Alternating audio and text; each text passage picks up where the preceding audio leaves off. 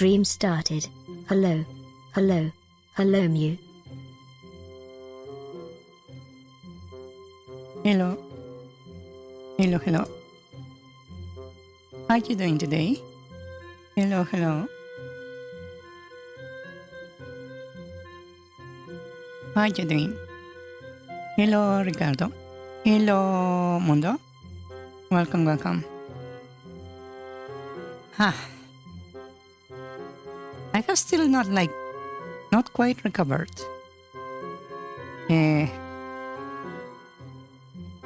From the game jam. Yeah. It was kinda rough the last 2 days. Yeah.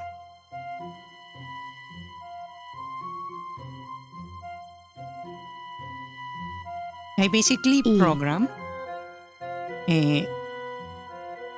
on Friday after stream. Well, no. From Tuesday after stream, like for 6 hours more, into Friday. I slept like 3 hours. Then I went back to programming for another 12. Sleep like 3 hours again. Then keep programming until the very end of the jam. Yeah. It was brutal. The levels 0, 1, 2, those were made like on Friday, like around 5 of the morning to like 9 a.m. Yeah.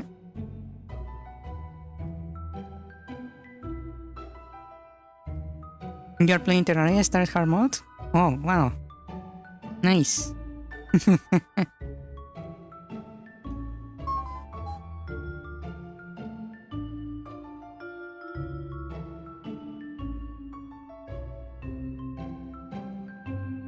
Yeah.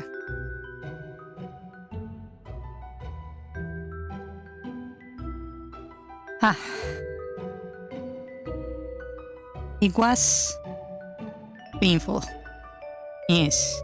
My brain was not like computing anymore around like when I finished level 2. So I had to sleep like for 1 hour or something like so. And then I went back to programming for a little bit, and then I slept again like for an hour and a half. And then I made a bunch of bug corrections. Yeah. And I barely made it to submit the game. Yeah. It was painful for me. But I believe if you play any of the other games in the game jam, my game is the most complex of them all. So far I have not seen like another game that is as complex as mine, at least in mechanics. Yeah. I feel like it's very light on like not in content, but in like story. Well, aside from mechanics, I believe the game is like extremely light on everything else. Yeah. I've been sleeping right. Quite a lot actually. I was actually asleep like an hour ago. Yeah. I'm trying to recover. Yeah. Slowly but surely. I'm getting there. Ah. Yeah, my game turned out to be part physics puzzle game. It was not quite intentional, but yeah.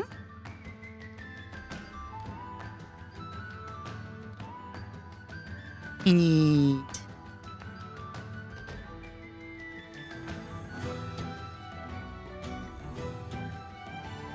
You connected 3 doors on a loop and was funny fuck? Yeah. Yes. I like that. Also, the rewarding mechanic made everything way more chaotic. Yeah.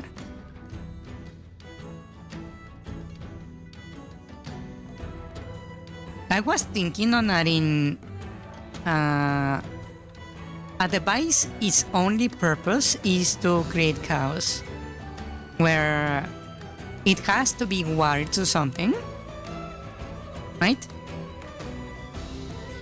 By force, it will self-rewire if it's not connected to anything. Every certain amount of time, will switch target to a different object, right? It will rewire itself. And it will be constantly like turning on and off just to create chaos everywhere. Yeah.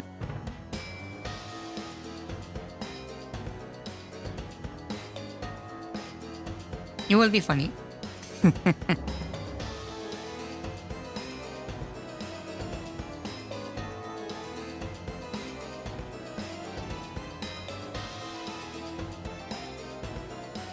Maybe have it be an enemy like a hacker?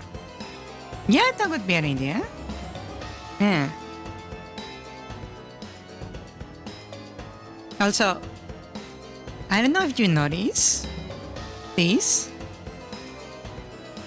Do you remember what I wanted to make as the second game for my series?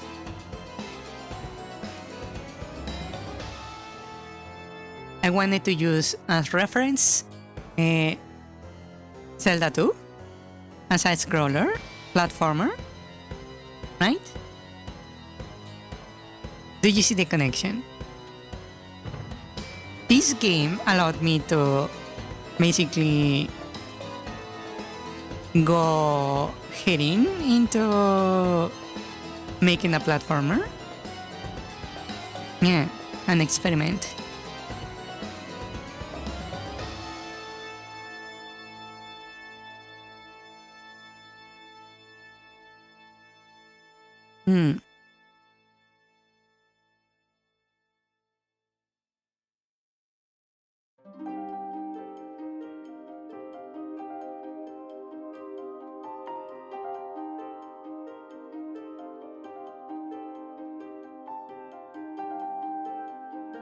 So yeah, I learned a lot.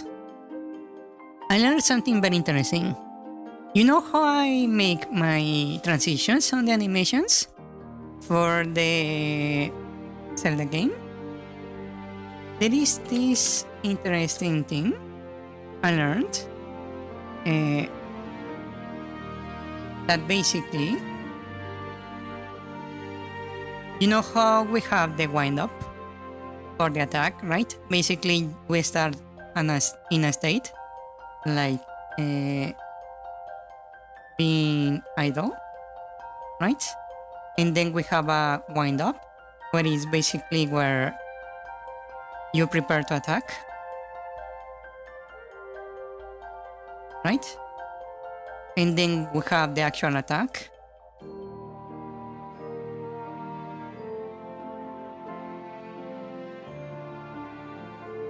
Right? And then you have the wind down, where we go back towards idle. And then we probably transition to idle, right?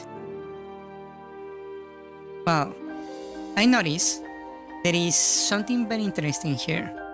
We have a state that is like constant, right? It's basically self-looping in the idle state. And then when we press a button, we transition to another state that is the attack, right? And then we automatically transition back to the idle, where we return to a self-looping one. Because of the way I thought of animations, I thought that basically this set of states right here, let me change color.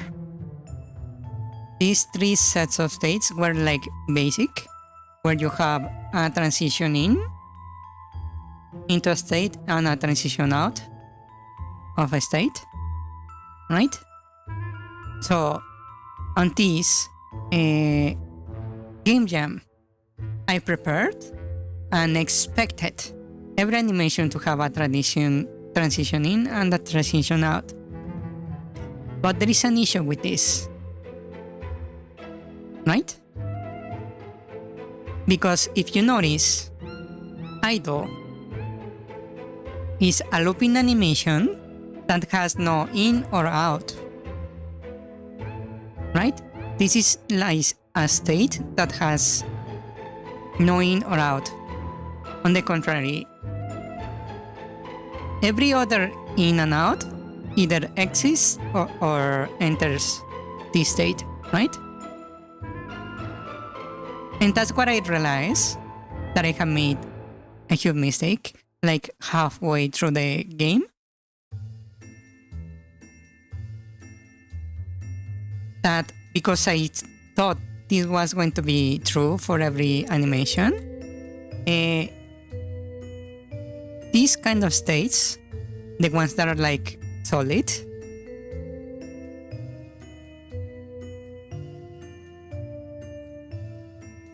don't have in and out basically, because every other in and out is like implicit. Yeah, basically you need a going down into idle.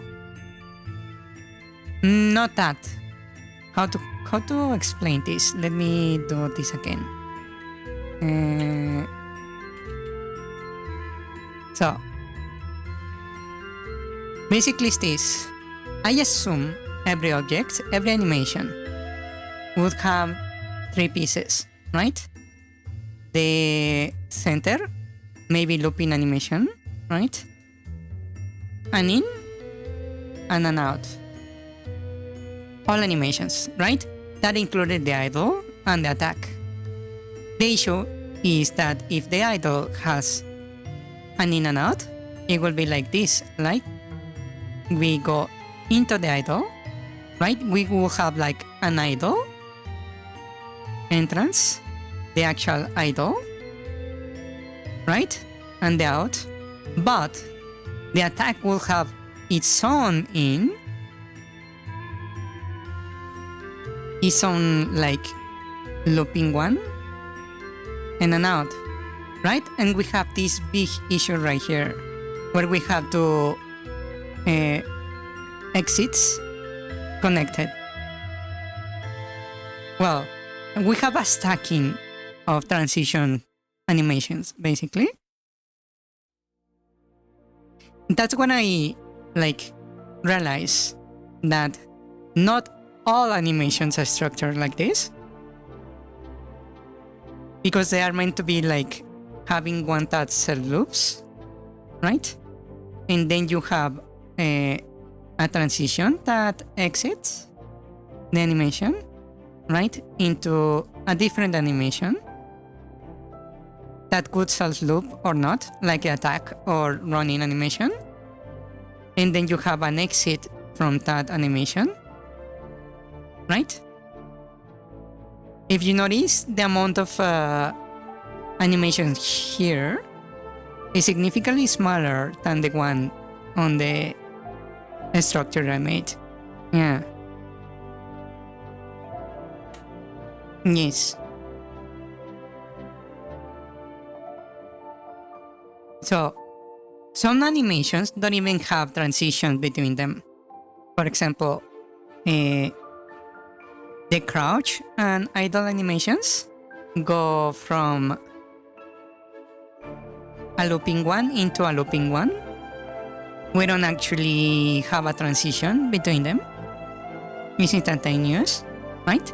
Depending on the type of game. But some, to make the controls more like snappy and reactive, you cut the transitions, right?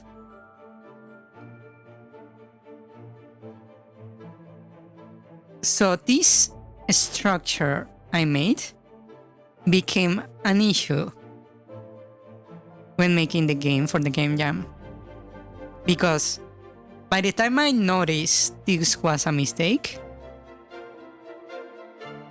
the system of animation was so complex I could not go back and redo it without losing way too much time. So what do you think I did?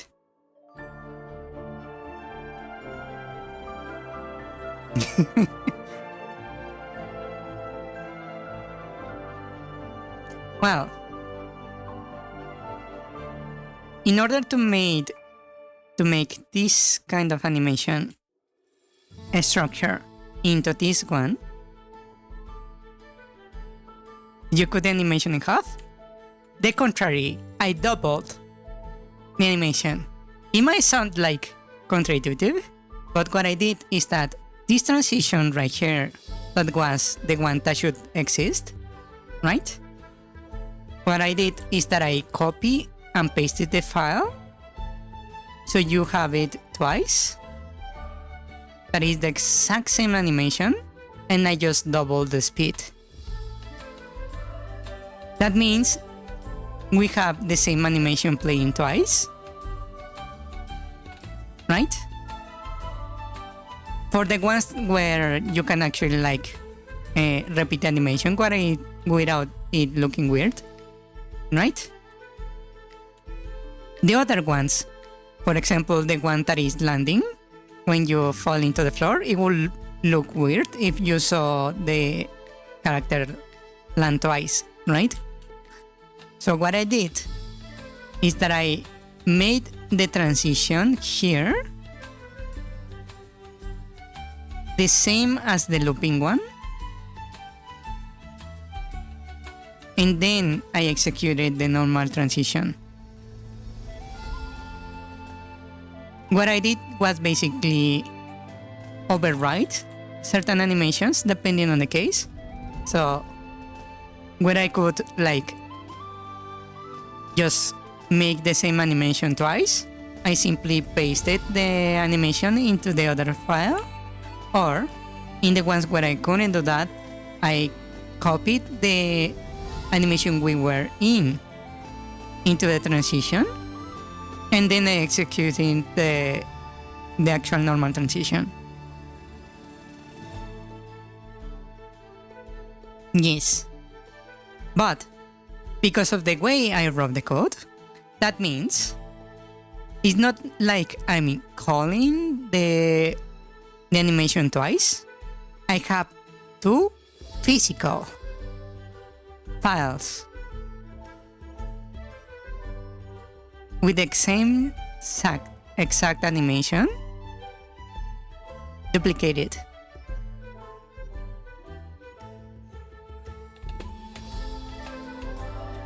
Right? And this becomes even worse than what I'm talking about here. You see, in the cases where we have a looping animation going into another looping animation, right? What I had to do is, in between, make looping animations, copies of either other two, to bridge the transition that goes in between. That means I have lots of files that are duplicated, that are just copies of another file. Just so my programming doesn't break.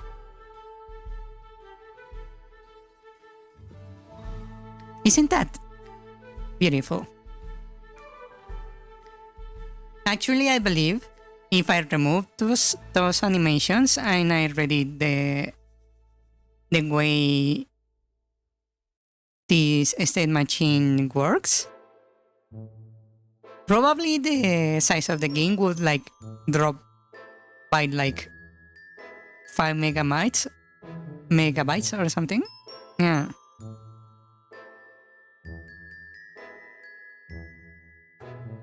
It's beautiful. And you know why I did it? Megabytes, yes. Because solving the issue of the states was more difficult than simply copy-pasting a file.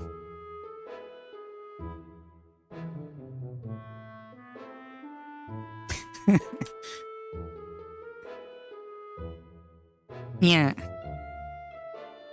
And even though I have that issue, the game is surprisingly responsive. Yeah. And it works quite nice. Actually, if you want me, let me show you. Let me open the project. 1 second.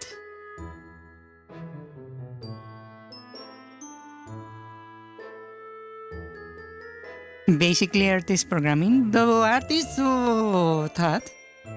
Really. Because when I was doing that, I kinda hurt my heart to do it. Because it was all really dirty and potentially like inefficient way of doing things. Yeah. Okay, let me show you. Stream started. Hello. Ah. Hello. Hello Mew. Waving hand emoji. Hello. Where are you? There you are. Okay, so let me show you this. You see the sprites, right? We have the different like things I use for the game, right? Here is the characters. Ready? It is the one for Ducky. We have the different states. Imagine every single one of these states has 3 versions, right? The one that is looping, the one that goes in, and the one that goes out. Right? And this is the case for both directions, left and right. Right? So whatever you were thinking before, double it. So let me show you the idle. The one that is supposed to be simply a looping animation. Look at that. There should be only 2 files here. The one facing left and the one facing right. But instead I have the in for both left and right.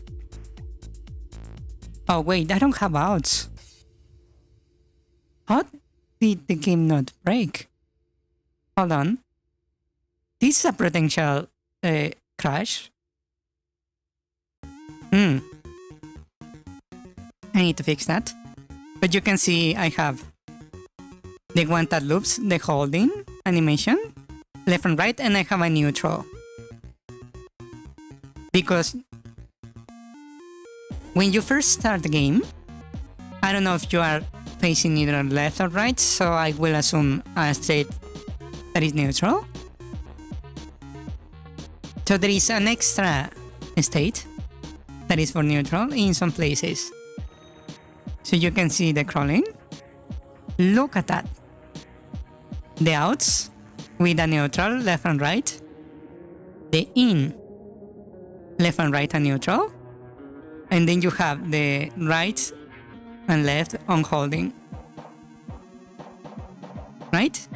I mean, you see this. The right, the holding. Let me show you. So these are 2 different files. And you can see the animation here. This one is for the out, right? Right? And if I show you this one, this is the holding, right? And if I open the in right, you will see that all these 3 files are the exact same animation.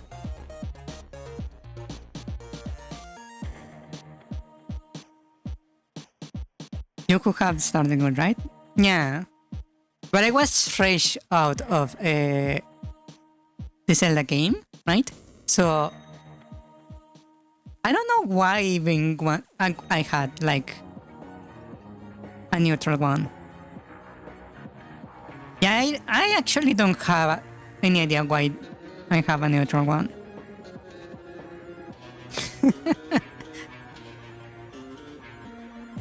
But as you can see, all these 3 files contain the exact same animation, just copy pasted. Yeah. And, well, you see this? I did it for every freaking different stage. Some were easier to handle than others, but you can see the absolute nonsense of files I have.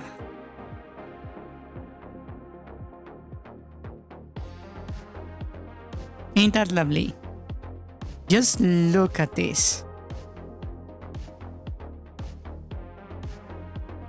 Look at this.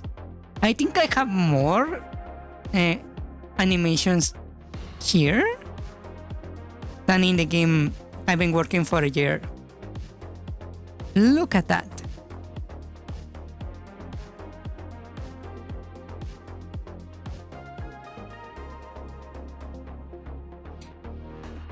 And if you think that's only for the player, you are extremely wrong.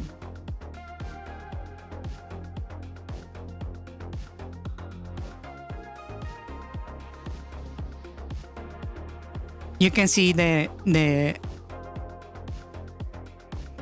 different versions here. You can see there is only 2 for each, right? That's because I made this character after I figured out the problem with the states. So this one is like only left and right for each state. Meanwhile over here, you have these monstrosities. Yeah.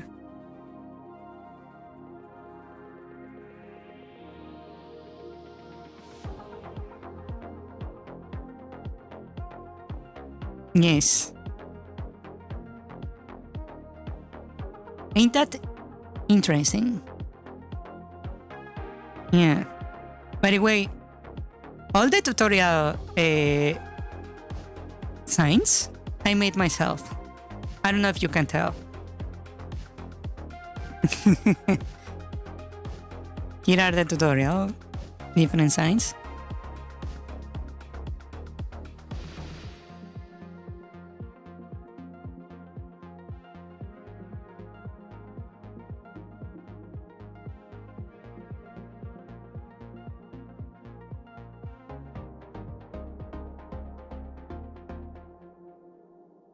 I don't know how effective were my tutorials to actually teach the game.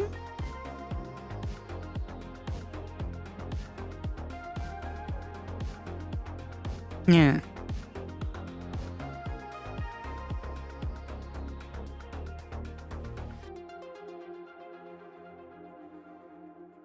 Only one you not understand? Which one? Actually, let me open the levels.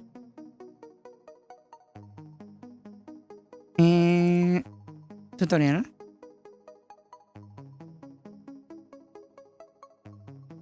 The one you taught the attached objects?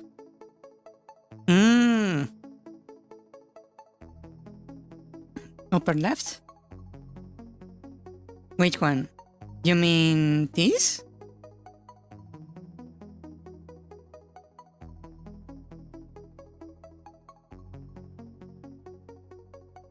Very top? This one?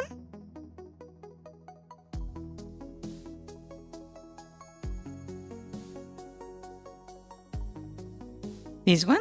Oh, this is not teaching you to the touch, like at all. This is actually telling you that if the things, the mines when they explode,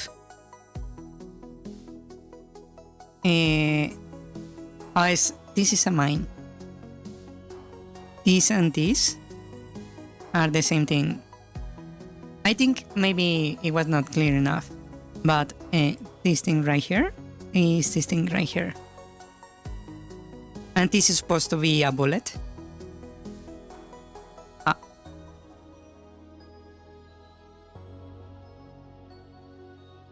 This is a bullet, and this is supposed to be this. Yeah.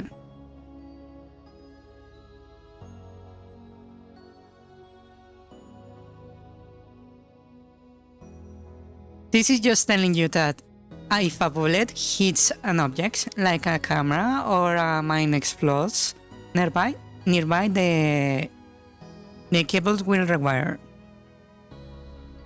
Basically. It's as simple as that. Yeah.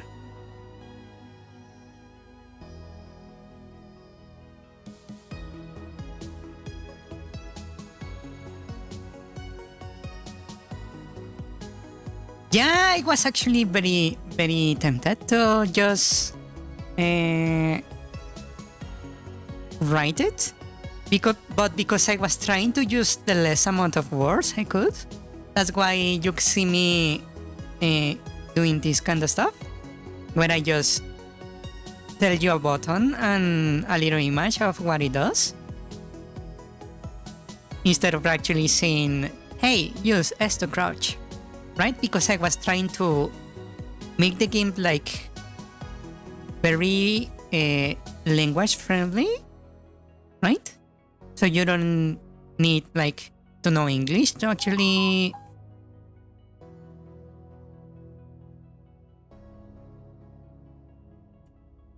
just that one is confusion. Yeah, probably not my best. But mind you, I was rushing at this time because when I started the level 0, the tutorial was up to here. This was the whole tutorial. Yeah. I might fix that one. Yeah. Maybe I will just copy and paste the sprite.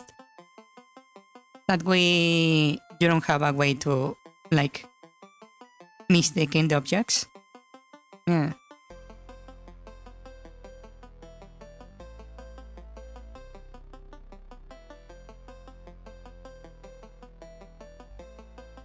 I like this one right here.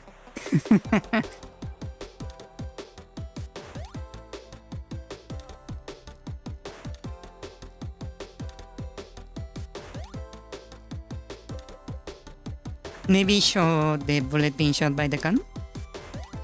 Yeah. Probably that would be a good idea. Yes.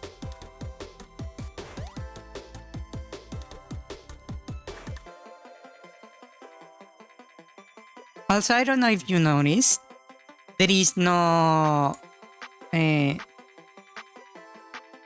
tutorial for this thing. Where are you? Right here. There's no tutorial for this.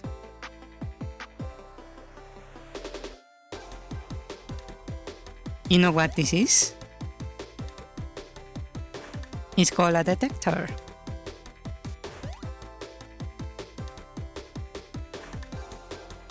I shouldn't have told you about the duplicating bug. It was actually very funny. You see, about the duplicating bug. You see, this is the auction level. You see the things outside the screen, right? That fade in. This background right here is actually not a background.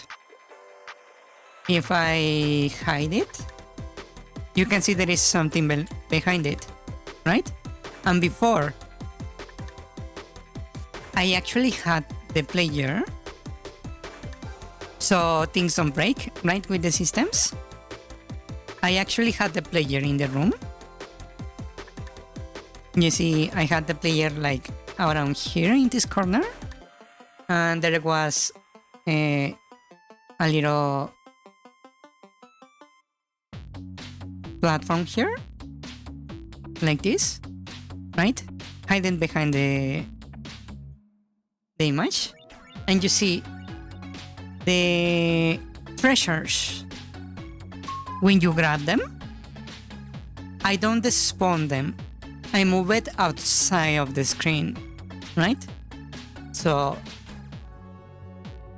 funny enough, I grab the treasures and I place them right here in this corner, right? So when you get hit, I just simply teleport the object where you are and remove it from your inventory, right? But basically all the objects are right here, stacked like this, right? But because they are very close to the player, if you press E in the screen on the version where the book was there, you could actually grab the treasures again. And because they are teleported to this spot, when you grab them, that means they are still within reach.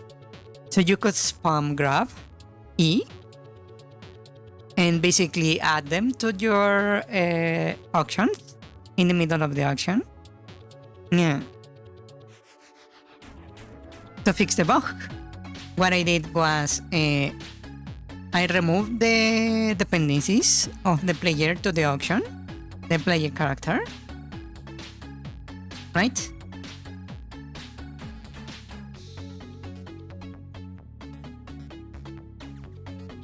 And remove the player.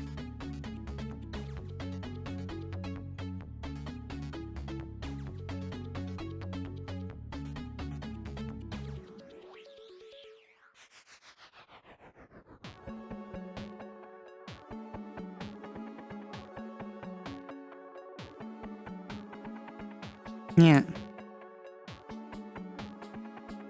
That's what I did to fix that bug. It was a very funny bug.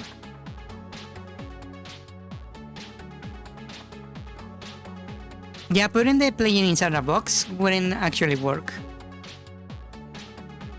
Yeah. I would have to place them like on a corner over here or something to prevent the bug from happening. But I didn't want to risk like triggering something else, so I decided to just remove the player. Yeah. Basically.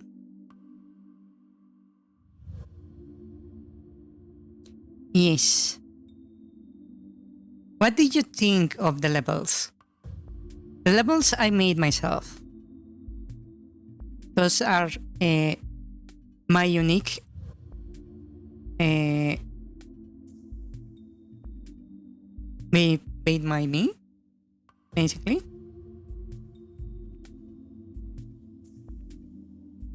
Are you gonna go? Okay. Safe travels, don't die. Don't die, don't die. Yeah. Bullets opening doors is intentional? Yes. It is.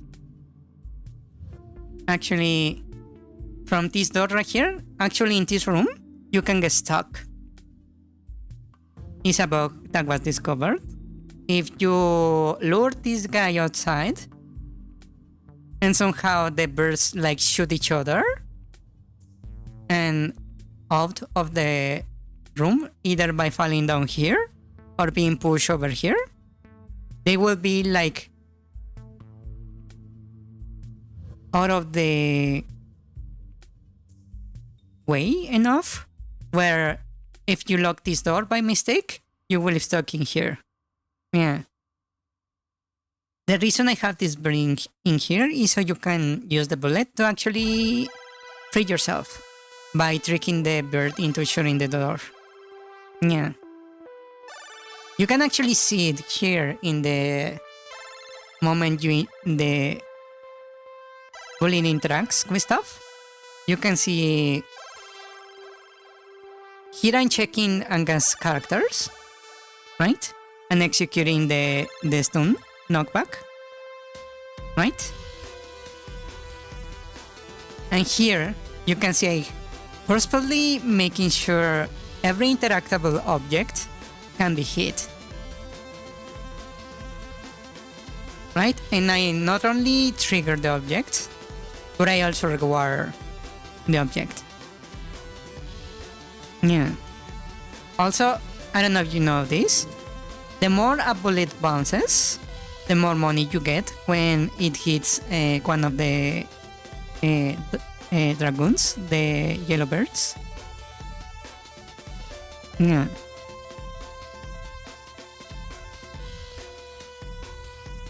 Also, I don't know if you know this, but the cameras, the area of the scan, right? This thing actually can be triggered by bullets and by the treasures. So if you get hit and one of the treasures flies off, they can trigger the cameras. Yeah.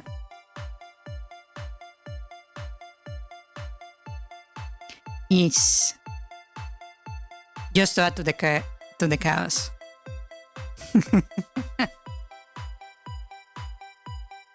Also, one more thing. Yeah. The detectors.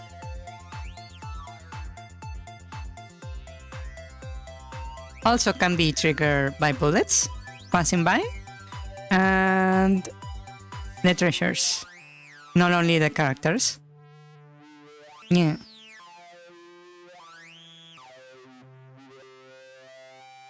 Which is quite nice.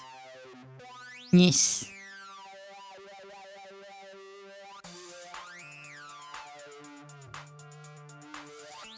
And you can see the mine right here. You can see, what is it? Right here. The explosion actually affects everything in a 500 pixel radius. Right? Object and interactable. And it, for the interactables, it requires and also triggers. First triggers, then requires. And then for characters, they get stunned. Yeah. It's quite nice. I like the system I made here. My intention was not to make a physics puzzle game. That came to be from the theme of the jam, that is chain reaction. Yeah.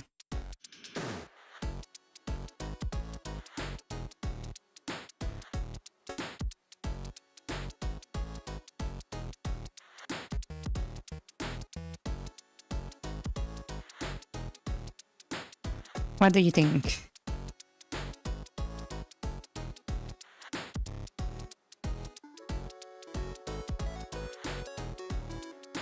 You can't help but include physics puzzle mechanics in your game. It's because of the way I program. Because I make like systematic systems. That's very redundant. I make very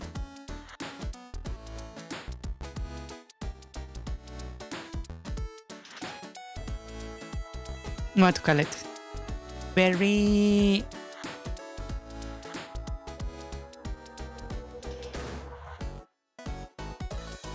what do I call this? Yeah. My way of programming is making systematic games unintentionally. Then again, I like it. So it's not like I'm trying to change the way I program. Just happens that this particular jam played to my strengths, basically. Yeah, when it comes to the way I program. Yes.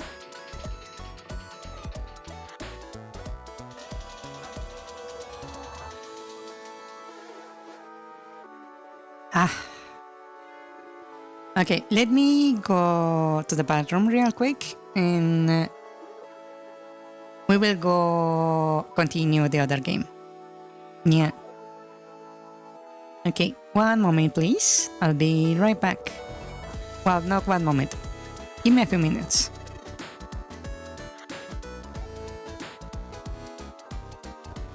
Yeah, I actually used the original of hers because her original lore was that she was a phantom thief, right? Yeah. Because the new one, she's a bounty hunter, not really a thief, right? I actually had the plan of having a level, like a boss level, a boss fight, where you fight the bounty hunter Doki as a boss while you are the phantom thief. Yeah, because it made sense in my head. I just couldn't do it in time. I'll be right back.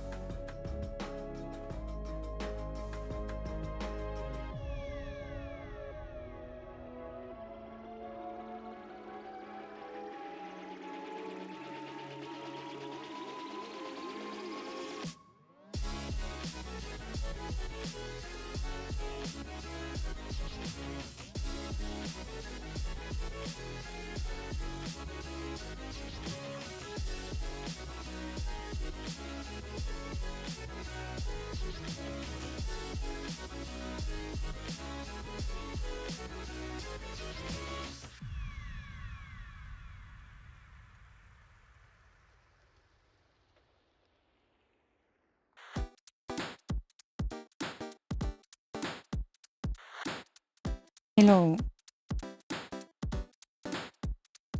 Hello, hello. So, what do you think about my idea of having like the body hunter donkey fight a phantom thief donkey? That would have been interesting. Like a Dark Link kind of encounter. Yeah.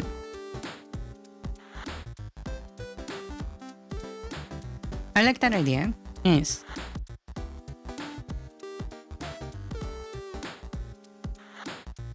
Look, making the boss fight.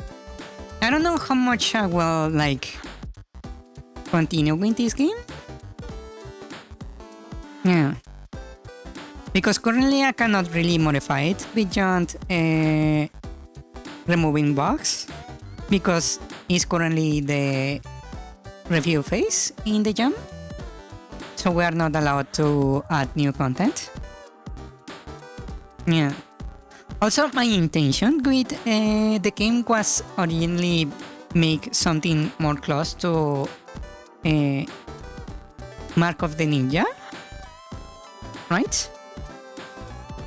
But because they wanted the jam to have the theme of change reaction, right? I ended up adding a different game's mechanics into this. I don't know if you recognize the mechanics. Let me see if I can show it.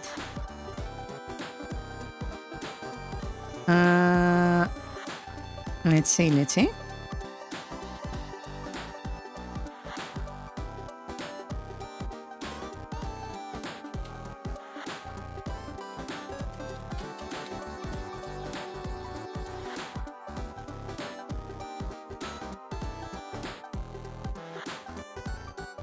Okay, so let me show you this.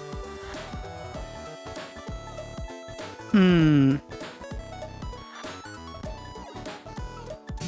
don't know how much I'm going to proceed with this game process by expanding the universe. Knowing my tendencies is very possible, yes. So, let me show you this. Hold on.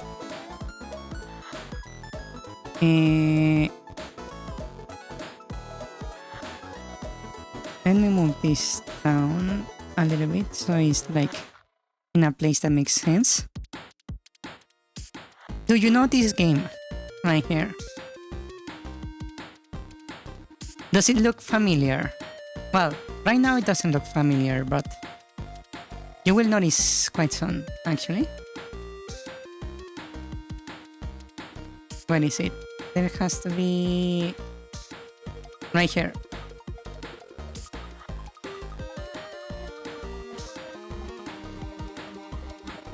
So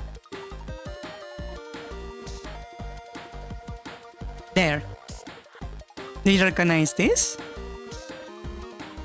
It's a little different from mine, but the way it works is the exact same.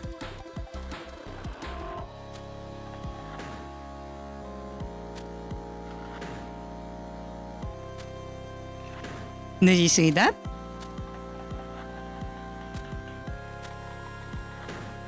This game has a few extra features, right? Which you can see it's pretty much the same.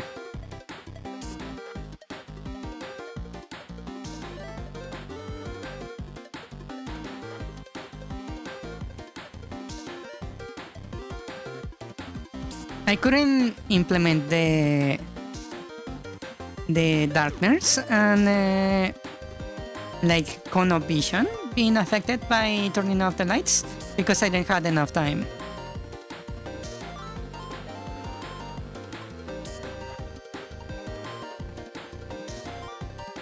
Right?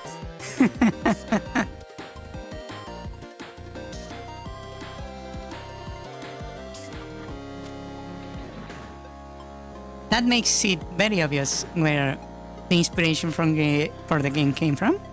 Yeah. Right? I don't know how many people actually play that particular game. It's called Gunpoint. I love it. I love it a lot. Sadly, I couldn't implement everything, but you can see where it came from. Yeah.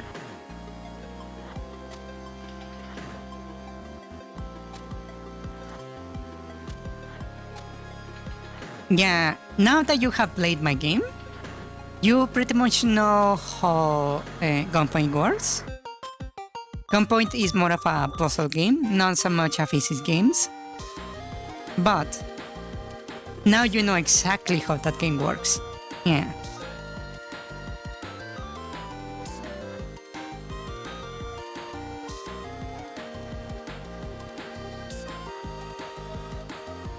And well, that's the idea.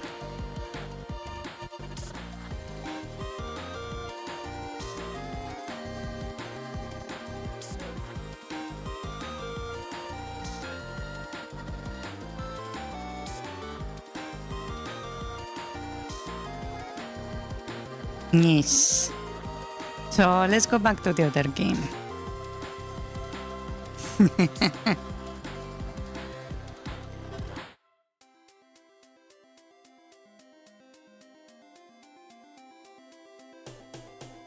What do you think of this? Does it look good?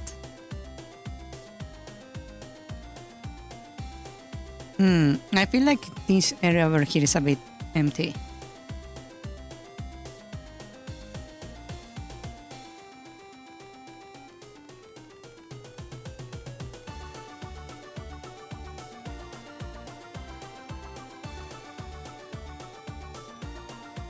But yeah, that game is very interesting.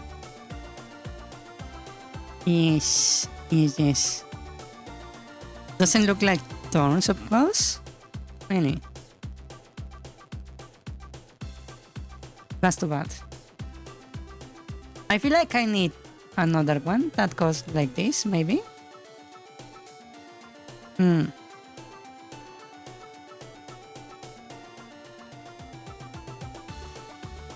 So one that maybe comes out right here. Let me make a new layer. One that comes right here and goes like this. Like like that.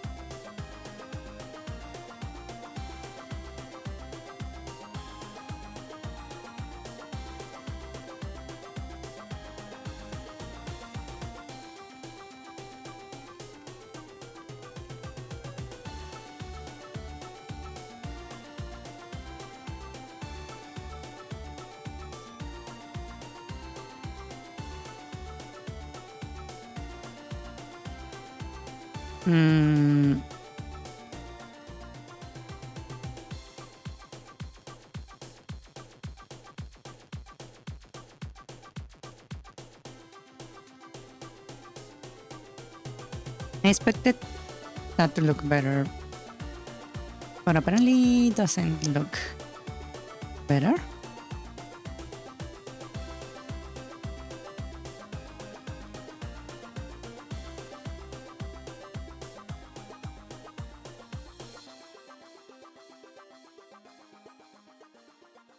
Okay, so we will start from around here, right? Yeah. We will start here.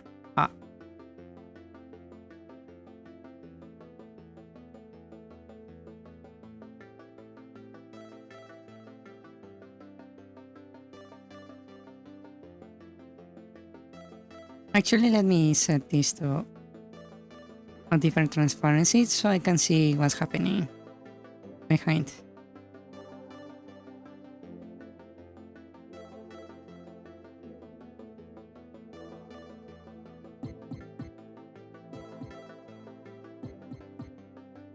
Okay.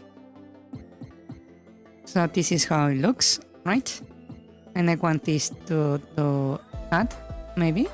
Or maybe like this? Yeah, maybe like that. Yeah, so it's Like this? No. That doesn't look right.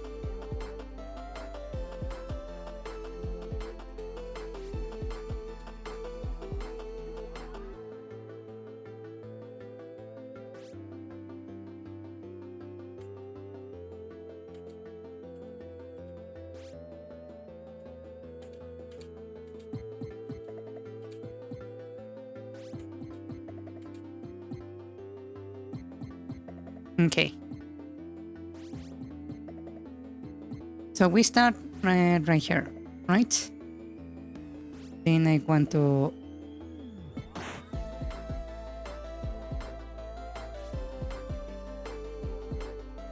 go like that.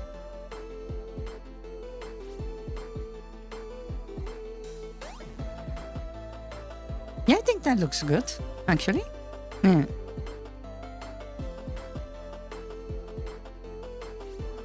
Okay, so we start here, and what I'm going to do is very simple. I'm just going to change this one back to 100. So I can grab this little thing, and I'm just going to put it right there. Right here. Right.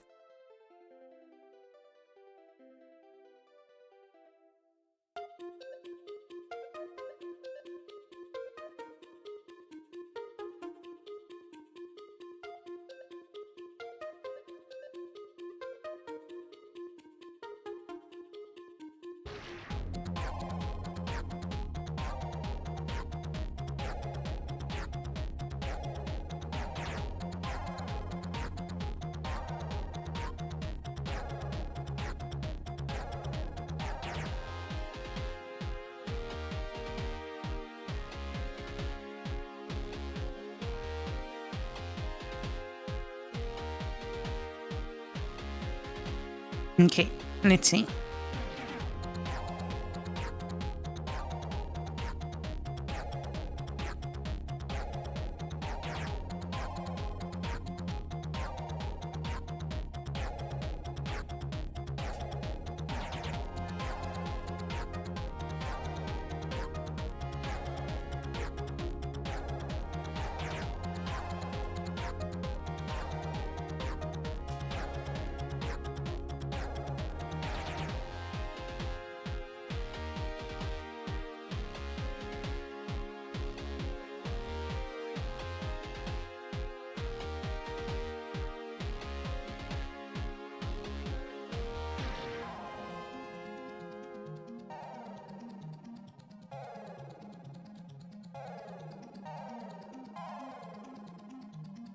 I've been thinking, should I make Sundays like artist Sundays? Because I feel art Sundays, because I feel like I'm always like making art this day.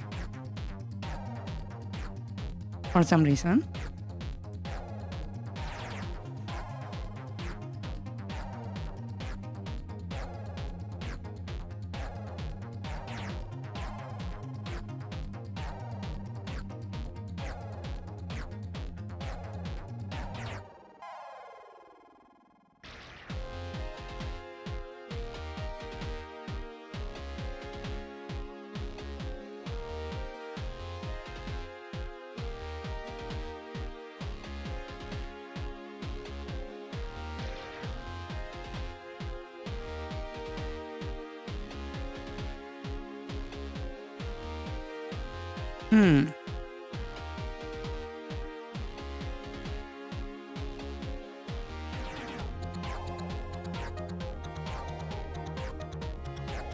Actually, I can just copy this.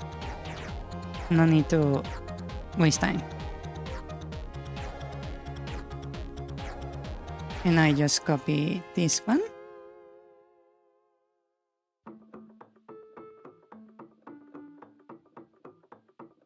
To make this look good.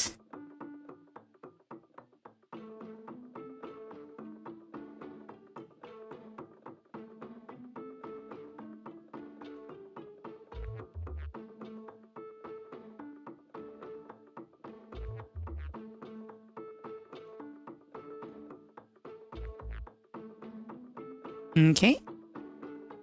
Now we will paint.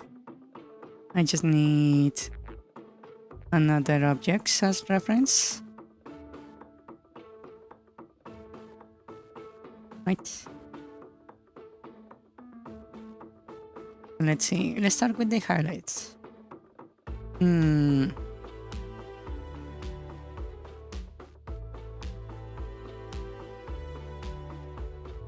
Ah.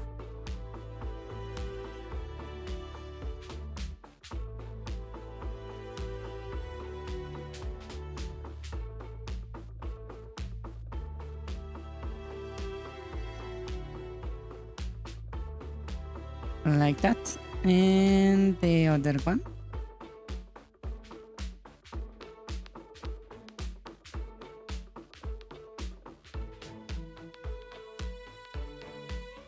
I suppose it looks kinda good. Actually, I think I'm going to remove some pixels from here.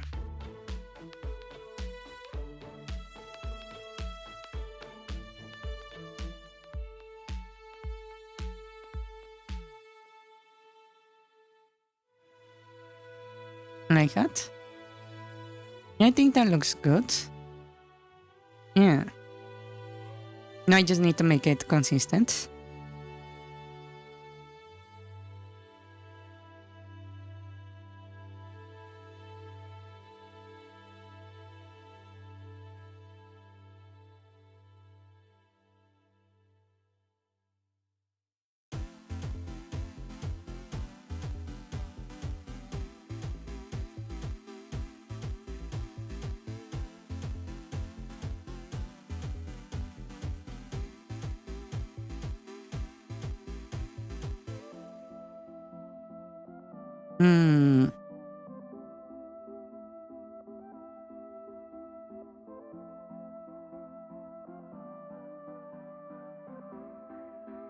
I'm trying to save homework.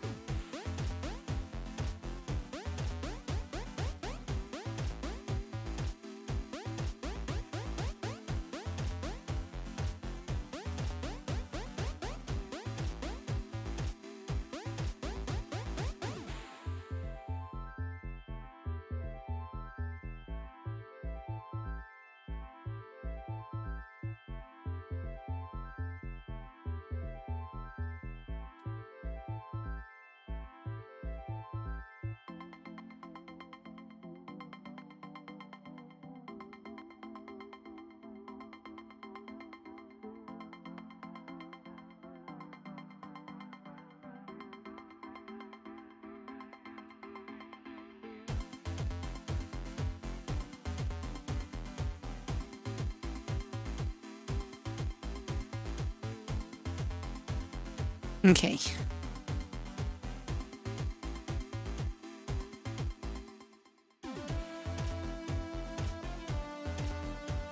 Here we need this.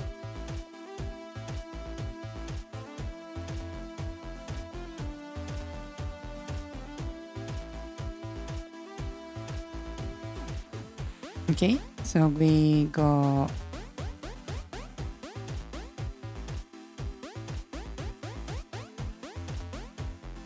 like that, and I believe I need to eliminate that.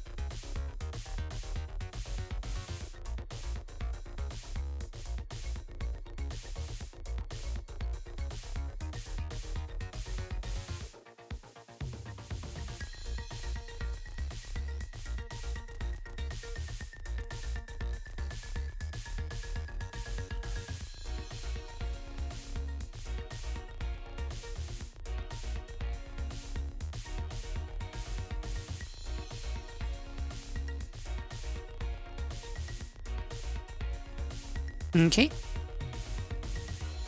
Now let's see. For the dark part.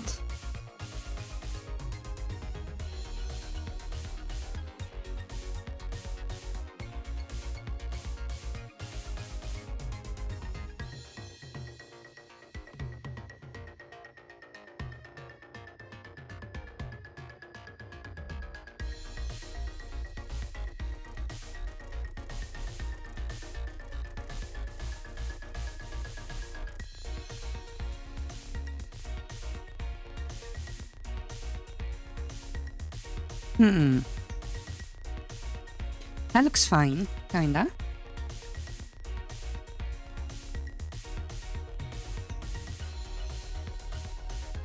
It looks a bit forceful. From here to here looks like a big jump. Maybe I should remove a few. Like about this to make it more smooth. Yeah. Yes. Do art streams are interesting, or should I just make the art offline? Because I feel like I'm wasting time sometimes. Other people's time, I mean.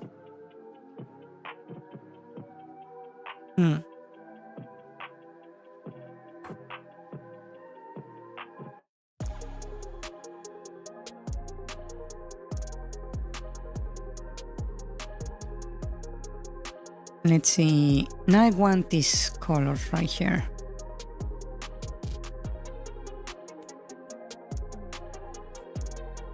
So I can use them.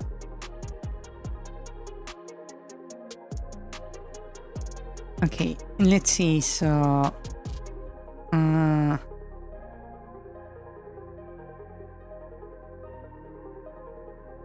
so we start right around here. That's going to grow like that. So I can make... How big are the... 4? Okay. So I start right there. And I want to go 4. Maybe in the other direction. Like that. So I start there. Then we go to 2. And then 3. Right? That's there. Then we grow a little bit. Then we have even more.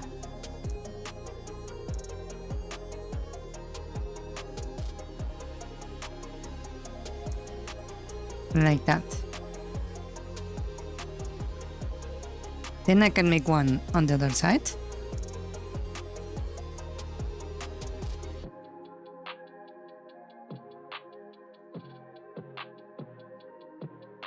And this one right here, I will just copy.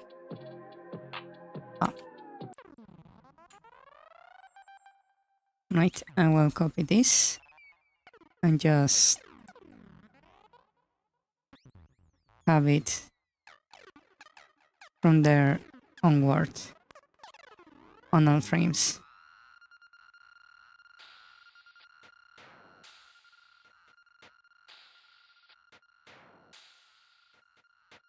Right, now for the other one, I will start here. Yeah, about here. Right. Then I will go 2, 3, 4.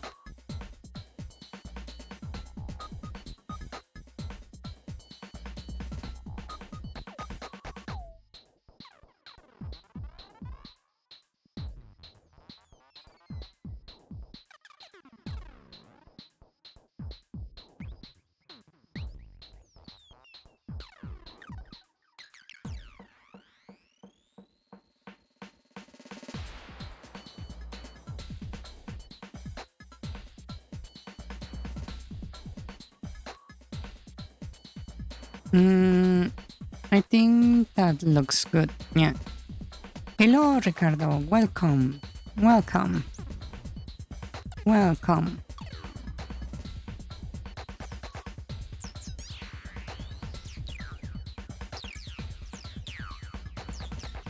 You missed the part where I showed the game that inspired the Doki Game Jam project? Yeah. Hmm.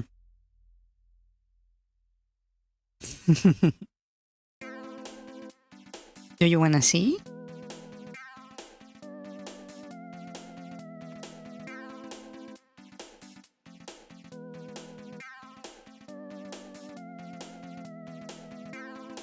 The Mark of Ninja or something? Oh, the other one. The it's called Compoint.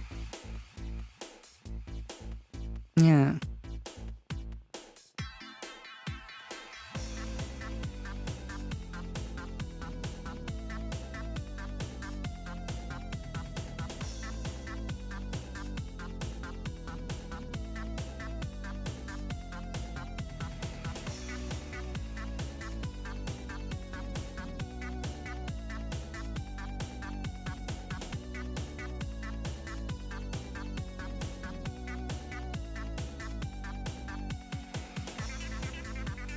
You will like the board later? Really?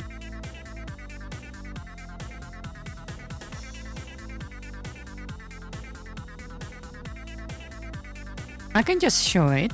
It's not like it's not hard. I still have the window open. This. You might recognize something about this when you see it. You see that?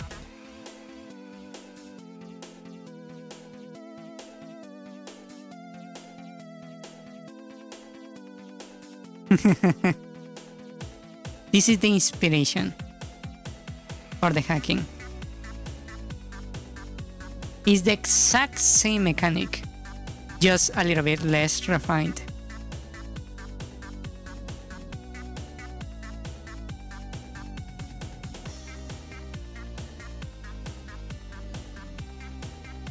Yeah.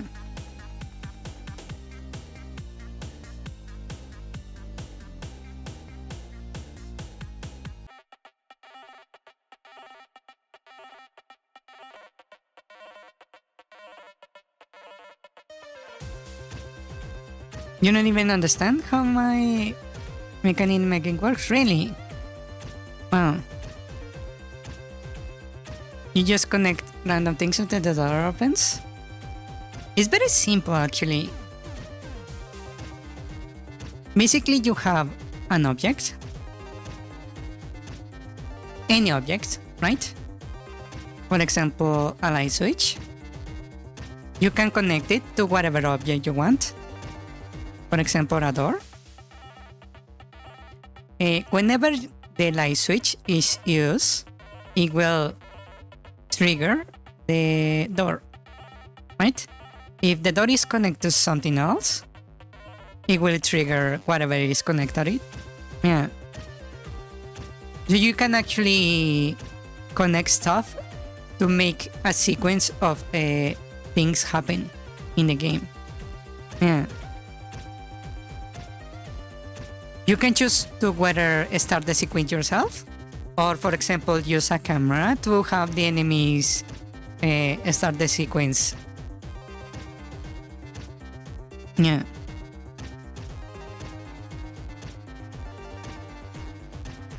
Yeah.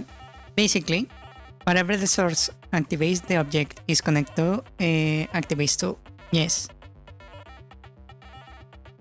You connect a door to another and somehow both opened. Oh, that is because something else opened one of the doors. Yeah. You can also create loops.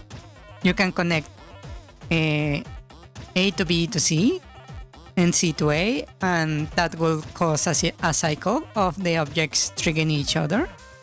Yeah.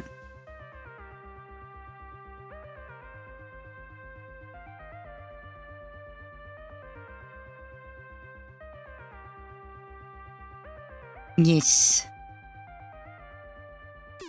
I actually quite like the way it works.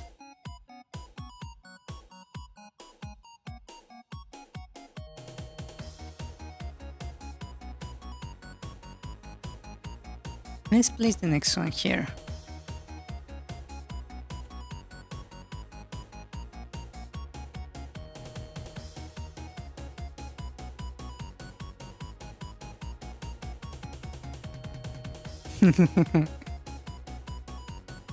Yeah, you can make the doors play tennis with the birds. Indeed. I actually set the... Oh, you crashed the game by connecting things? That's an issue that needs to be resolved. Yeah.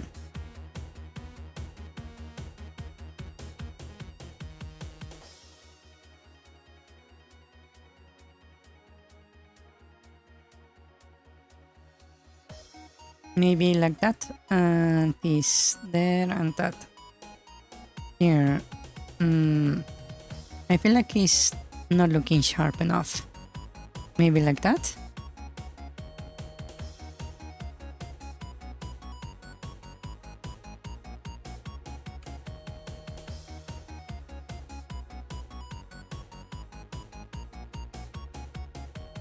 That looks better. So if that looks like that, oh, it's an immediate spike, I suppose. Sometimes the frames simply don't work on my favor.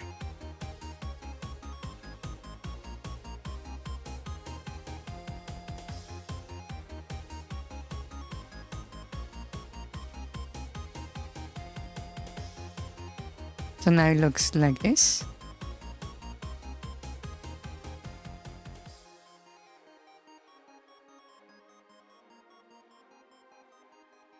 I'm missing a frame with the spike somewhere right there.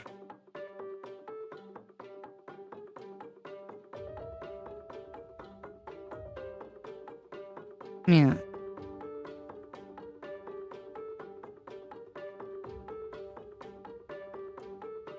Well, I suppose I can just add like a dot, a warning dot of the appearance of the spike. Yeah, that looks good.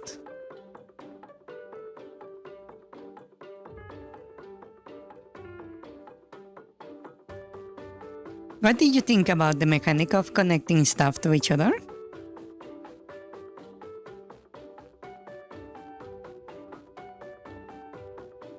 I feel like it's something I can expand on. Yeah, it's fun, yeah?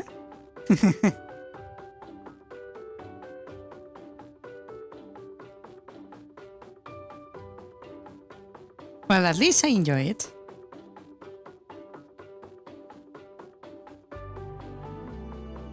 Maybe the fact that the things can get rewired is a little bit too chaotic, because then you don't know what the heck is happening. Yeah.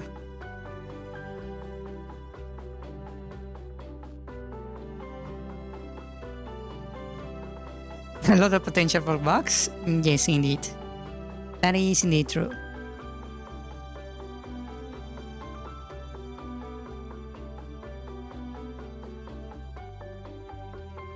Okay, so now it looks like this. That actually looks pretty good. I like it.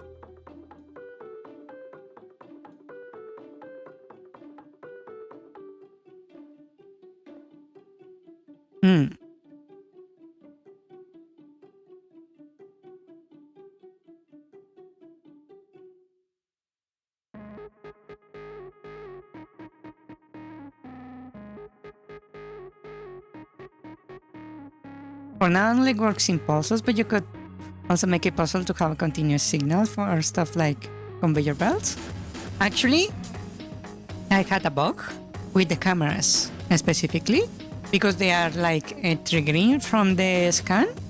They would continuously trigger stuff, but it will cause like the objects to turn on and off every single frame. So you will have like this door like spamming, open and closing. So that was an issue. I had to resolve. Actually, the delays between objects, the pulse, as you call it, came to be because of that bug with the camera. Yeah. Because it was spamming whenever a character was just like chilling below the scan of the camera.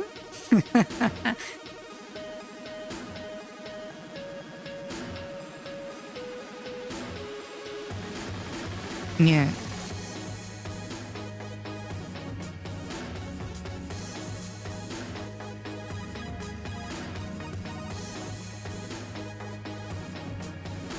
But I could make it, yes.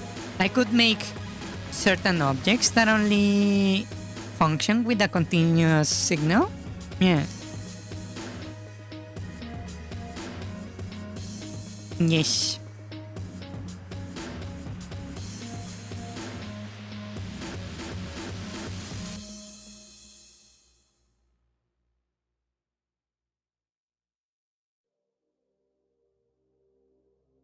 That looks nice. Just, I think this guy is on the ground position.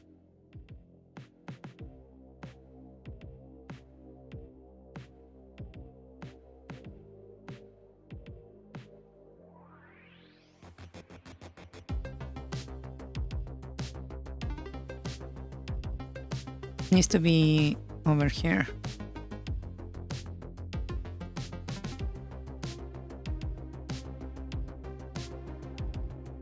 Like that.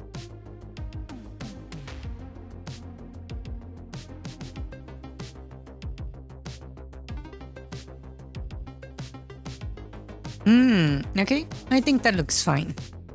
Yeah. So now, for the use of this thing,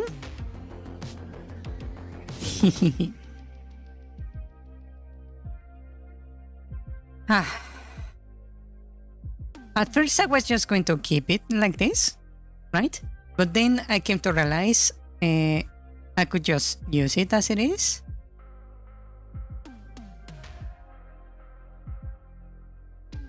Right? So, let's see. I don't even remember the structure of this project anymore.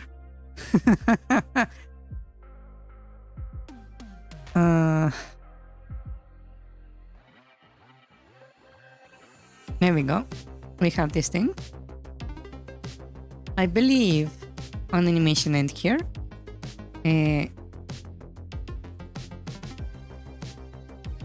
Depending on the state, we just destroy the object.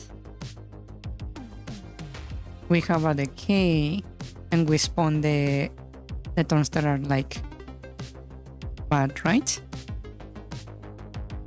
I was thinking on how about I modify this particular thing.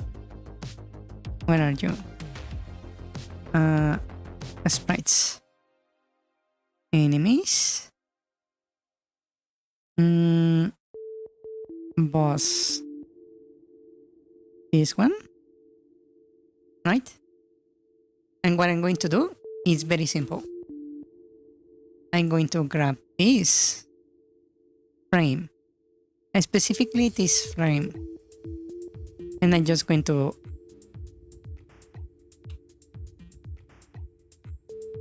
actually, let me just rename this to Tongwao.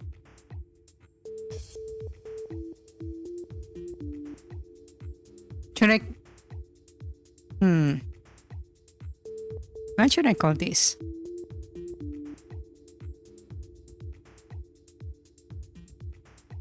Now I'm like confusing the nomenclatures I was using for the different games.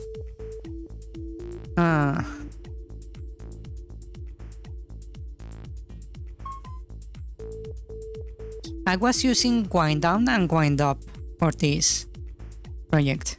But now I'm not sure I should be using them.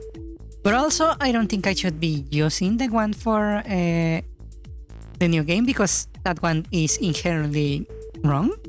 So I might need to design a new like matching state that doesn't have like the issues of either this or the other one.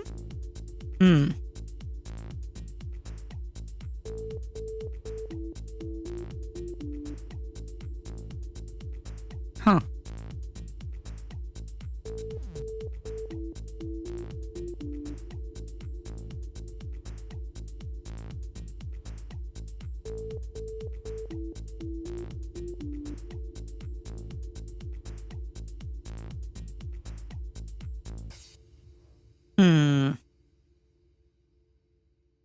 Let's call this for now. I just call it hold. And what I'm going to do is very simple. I'm going to grab this that I just made, and I will grab all the frames and I'm going to destroy them. Right? And then I'm just going to duplicate this to have 8 frames.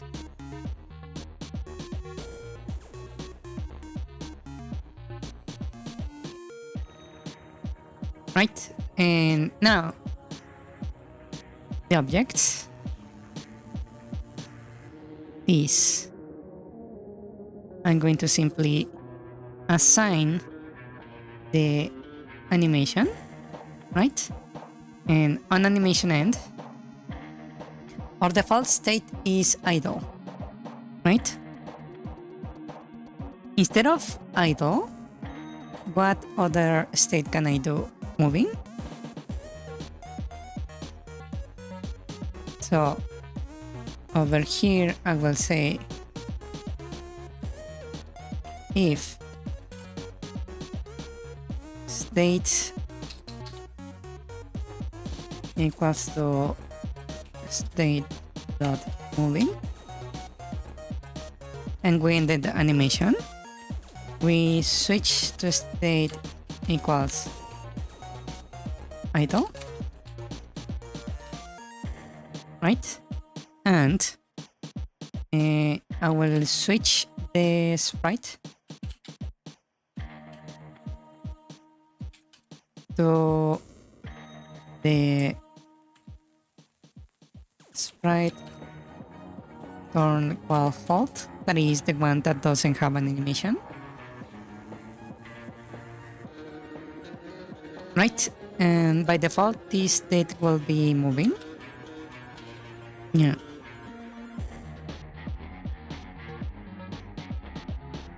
So now the boss fight is going to look very different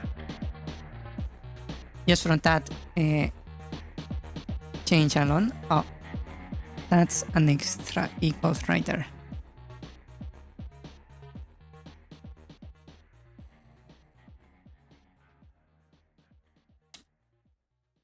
Oh, wait.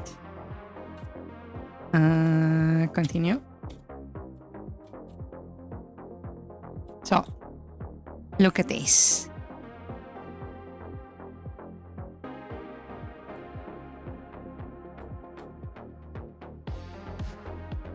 Oh, that looks quite nice. It looks a little bit too colorful for my liking.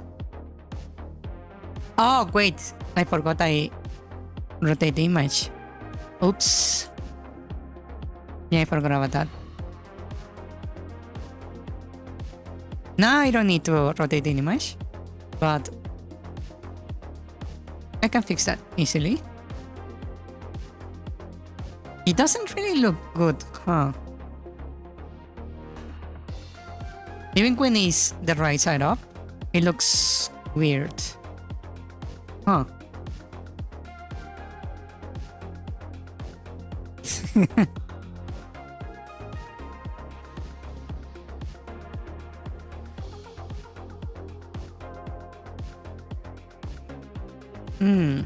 Oh.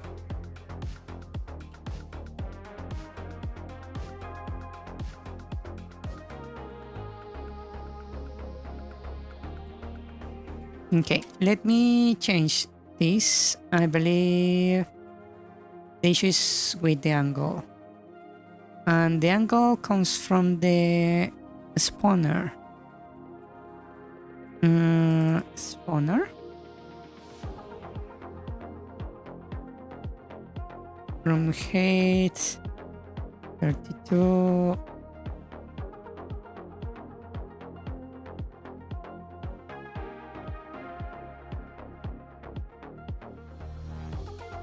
Spawn turn.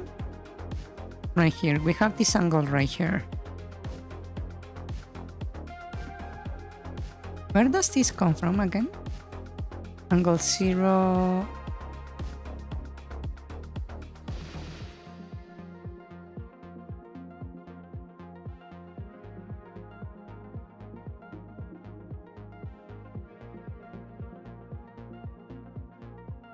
Where do I get the angle? I'm like, the fuck?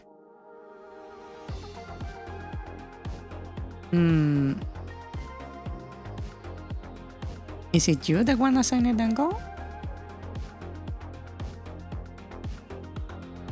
No, you're the spike one. The one that makes spikes. Where does the angle come from? I don't remember.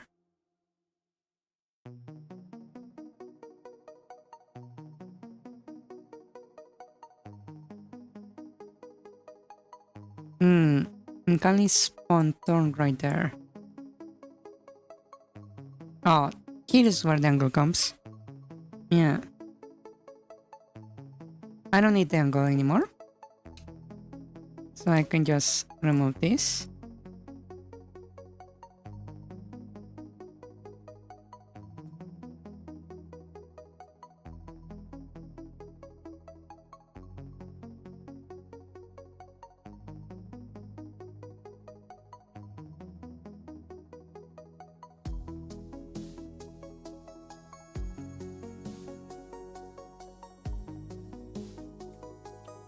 Okay. Let's see.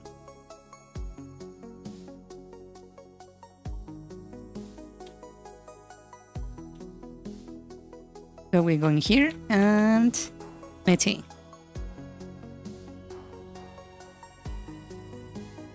It takes a bit to start. Oh, there we go. It still looks a little bit weird, I will say. Especially compared to the dry version. Yeah.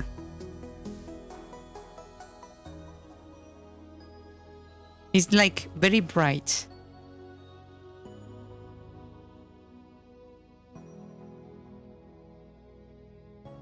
Yeah, and because I altered the angle, the dry one doesn't match anymore.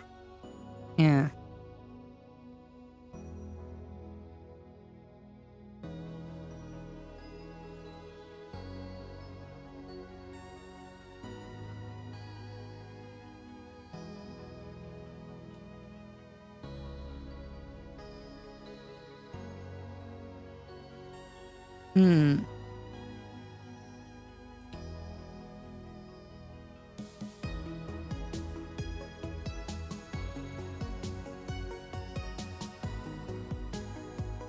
Also, it's like getting stuck on the walls.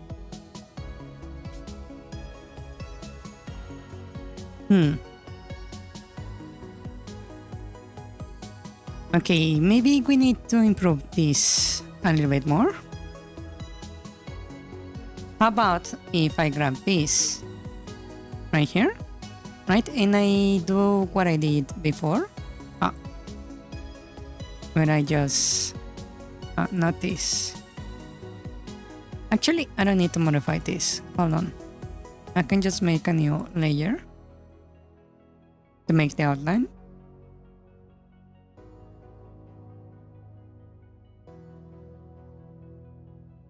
Oh, by the way, thanks to the Donkey King Jam, I learned how to handle sprites of different sizes without having issues. Because the artists were not very consistent with the sprite resolutions.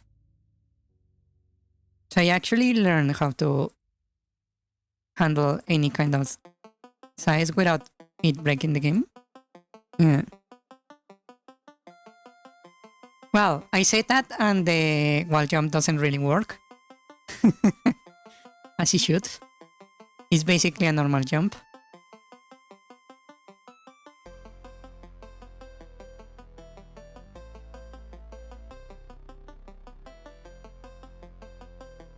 The burning does look good, yeah.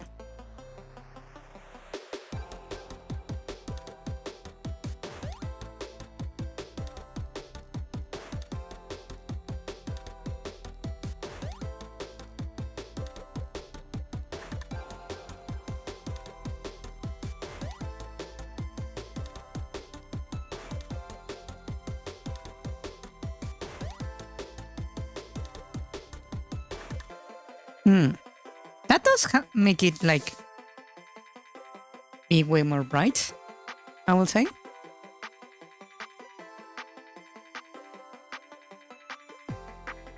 Let's see, I'm going to add the outline right here. I will just do the same. This is why I should be doing art on the other program. The other program actually has a function where you just say, hey, I want to outline, and it will automatically make the outline without me having to do this for 10 minutes. Wow, what happened there?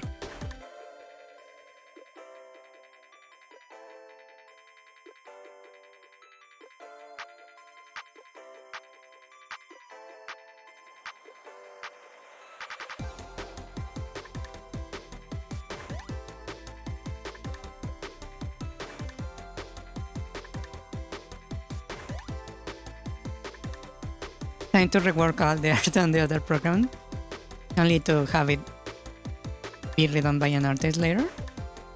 Yeah, I kinda tend to do that. Huh. Then again, I'm learning a lot.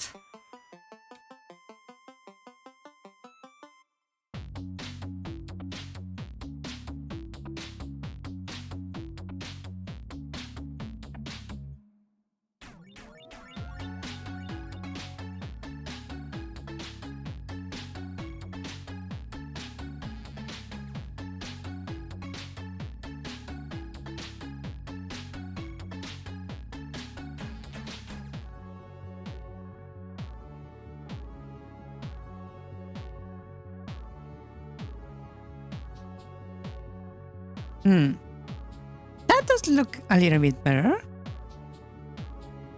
It makes the art pop a little bit more cleanly. Yeah.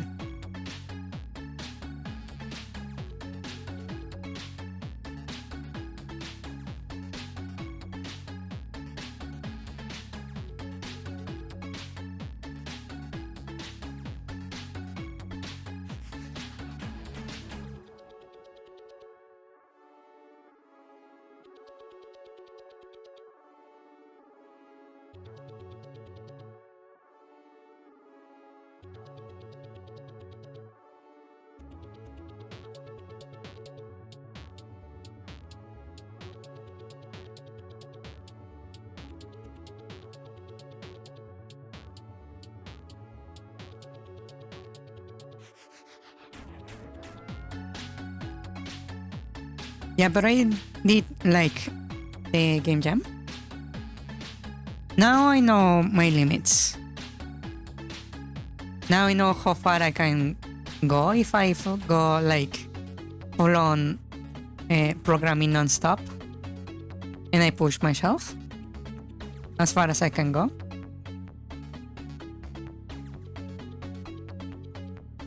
Yeah. I came to realize that if there were two of me, that game of the jam would have probably been completed. Yeah. Because I feel like I did like half of the work I was trying to do. Yeah.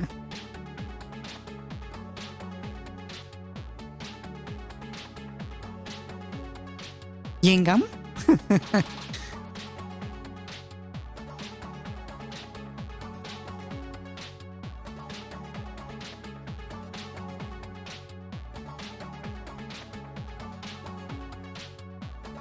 Yes.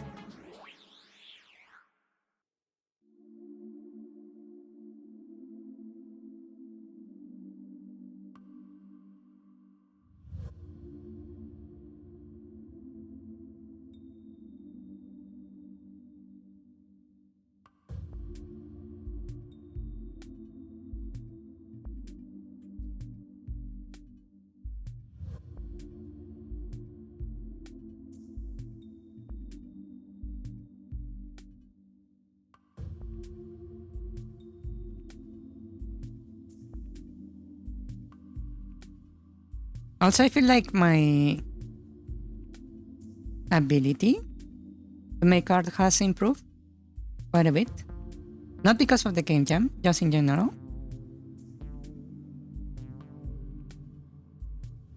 Yeah.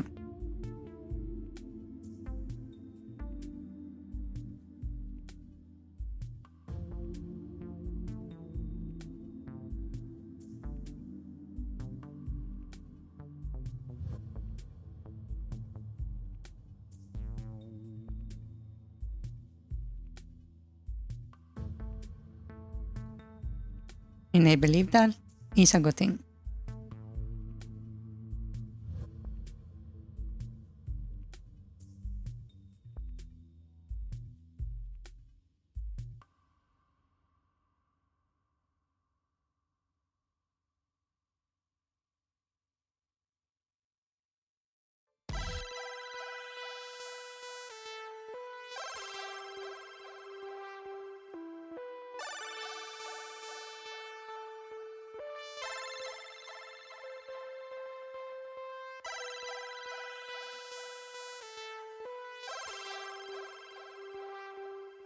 Maybe I should. Well, maybe I should not. Buy a drawing tablet. Would that be overkill? Given the fact that I'm not trying to be an artist?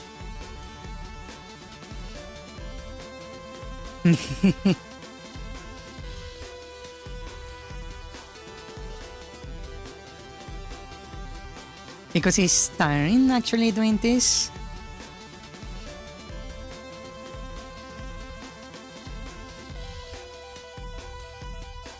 With a mouse.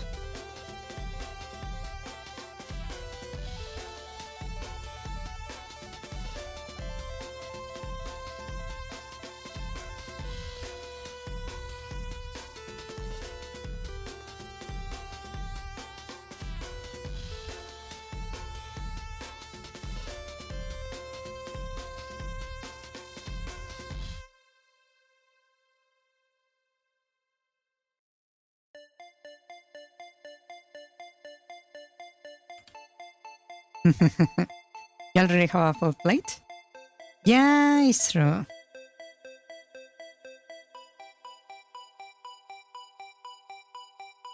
I saw some impressive art in some of the games of the jam.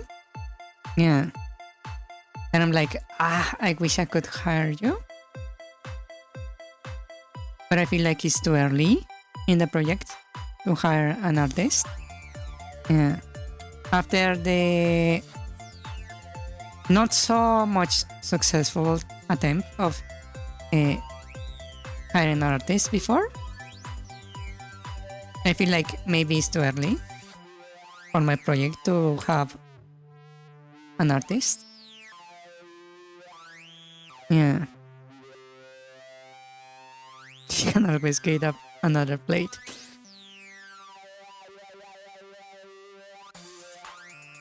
That's one way of thinking about it.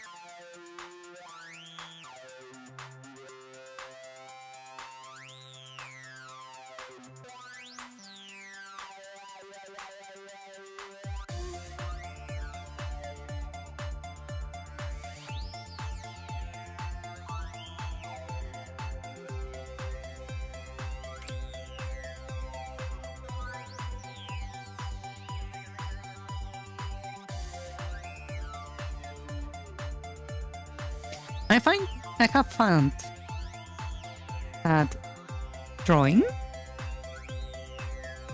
is like very relaxing for me. Maybe because I'm not really using my head, right? I find it very easy. I can literally just sit down and make an animation and don't feel like tired at the end of it.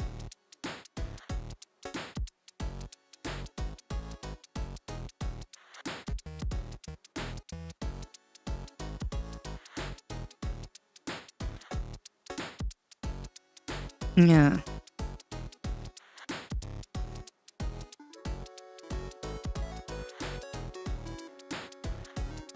Even if she manages to eat all that, she will gain weight.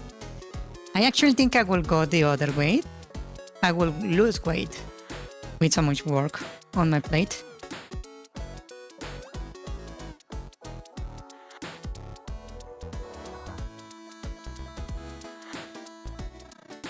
But yeah, I find drawing very relaxing, fun enough. I can literally sit and draw for hours without like really being like an issue.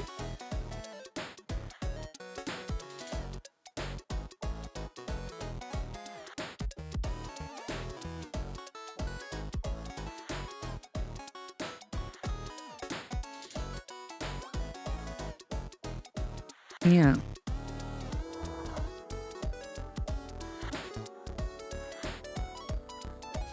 Because you don't have to use your brain to figure out things? Maybe. Maybe that's why.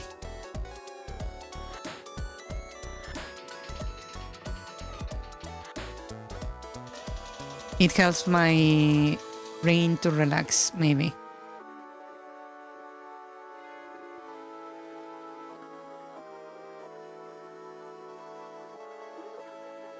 It actually feels like very monotonous.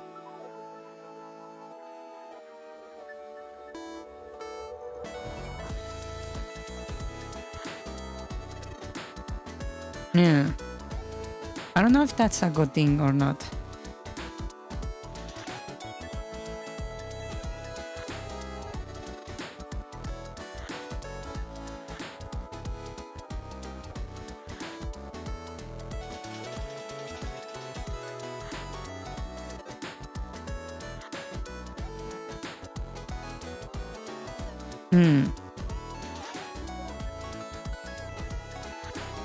You can only do programming when you're in the sun? Really?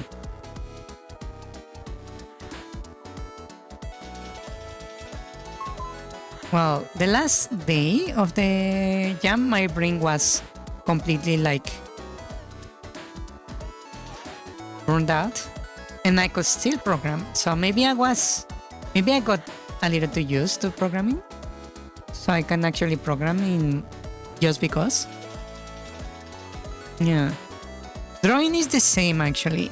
I can actually just draw without really much thought or preparation. Not always making something like good, but it's always like, I believe, decent.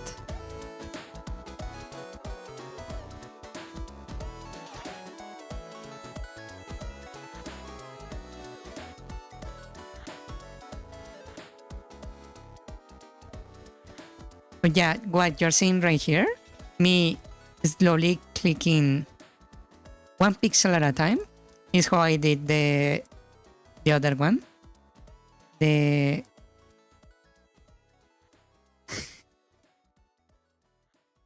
pixel art that is meant to be one day my end screen. Just like this. 1 click. 1 pixel at a time. Click, click, click, click, click, click.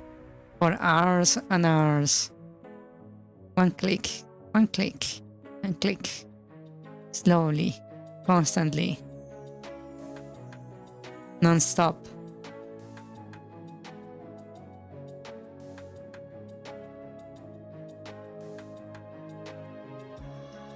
Yeah.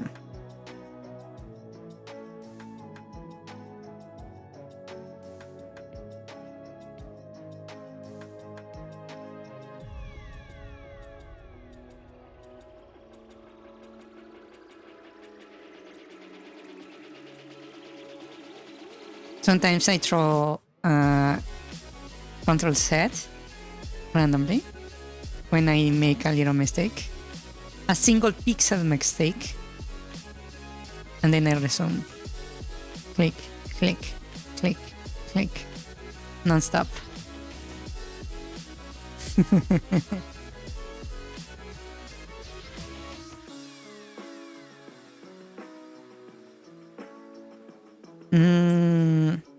Yeah, I also have that issue. For example, you wanna see something that will be very painful? Before we continue. So you see, there is this section in the project right here. You can see I have a bunch of stuff, right? There is this movement tab where I have a function that deals with the movement and collisions, right? I made this function myself. And then, while I was researching line of sight for the jam, I found this. Move and collide. Built-in function. Does the exact same thing, probably better than what I made. It's actually there.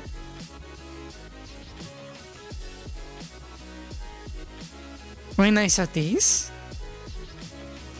I felt a pain. Not a new pain. I have felt this pain before. Yes. Also, you see, there is this. The first time I felt this pain, the pain of why the fuck did I make this? Why did I reinvent the wheel? Basically, the first time I felt it was on my first semester of university, after reading a book of logic and datasets. I was like, how about I make a programming language that works on logic alone? That you can say something like A, then B, right?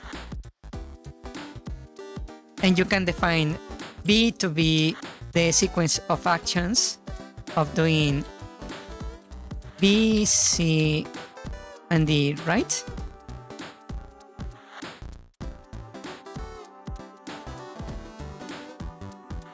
And have the compiler like interpret that if you say A, that means the must execute C and D, right? This kind of logic, right? So the computer can extrapolate your intentions and make like conversions of code, basically, and work 100% on logic, right? Using the rules of logic. So I started my project. It was working brilliantly. It was awesome. And then I was talking to my tutor at the time, and she, when I explained the language I was making,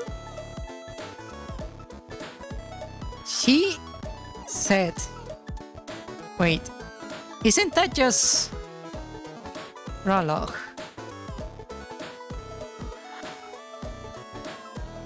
And when I read about it, My heart sank. You have no idea. I was like depressed for like the next month.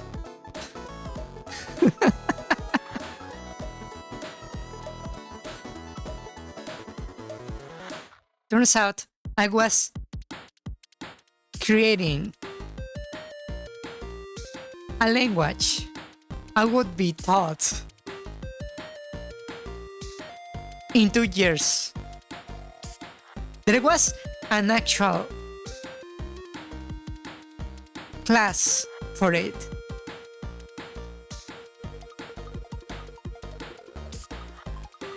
It was fucking painful. Yeah. On the good side, I aced that class. I literally was the only student to get 100. Yeah.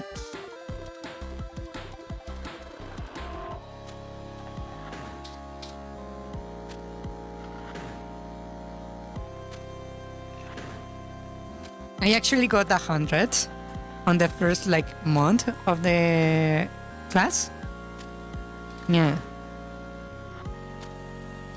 Because the professor was like, hey, this is prologue.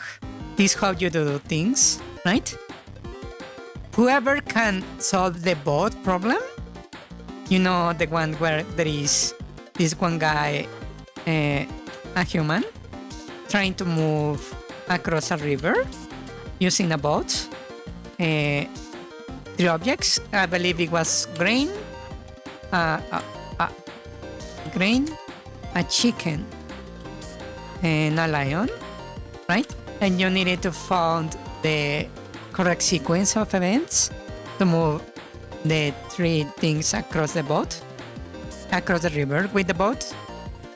Given that the chicken cannot be along with the grain, the lion cannot be along with the chicken, etc. Right? Using only prologue. I solved that problem in 5 minutes. And the professor gave me the 100. And I was excused from ever coming back to the class. Yeah. It was awesome. I still went to the class.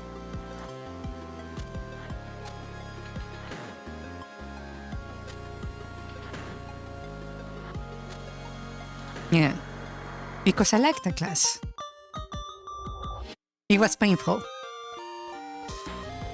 but I liked the class. Yeah. Oh wait, I just realized I never actually did all the frames here.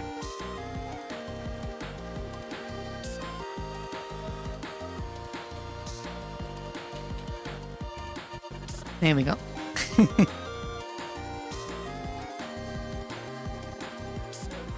But yeah, it was painful. Yeah.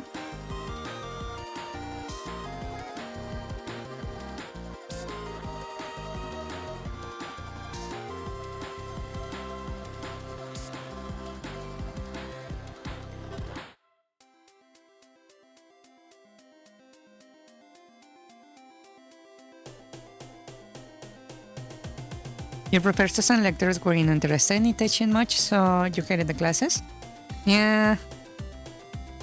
Only the teachers that are like interested in teaching are actually like good. I purposely always went for those teachers. Yeah. If not, it was like painful learning from them. Except there was this one teacher that it was so fucking painful to listen to his class. It was like, what to call it? The professor was very active. He was very interested in teaching, right? He wanted to teach you. He wholeheartedly wanted to teach you. Right? But his voice was like, okay, students, today we will be reviewing what is a state machine. Given the logic explained in page 13 of book 3, we will be touching the subject of transitions by using a state machine that works like this. And it was so fucking painful.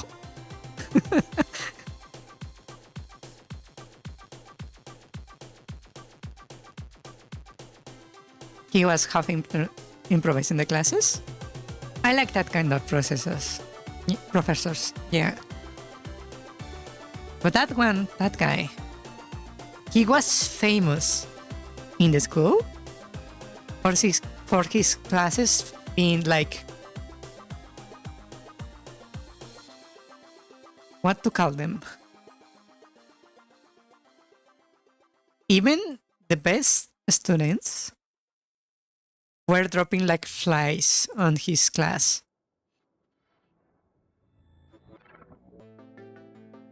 I believe his class taught me more discipline than whatever the class was about.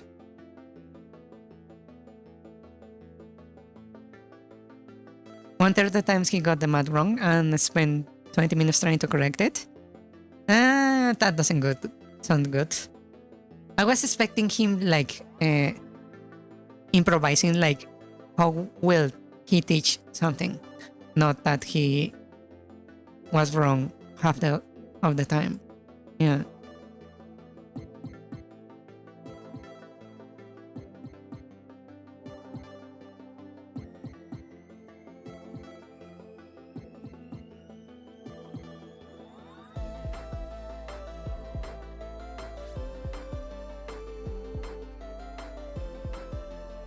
Yes. Oh, like he didn't seem to look like he knew what he was doing. Yeah, that's sad. Yeah.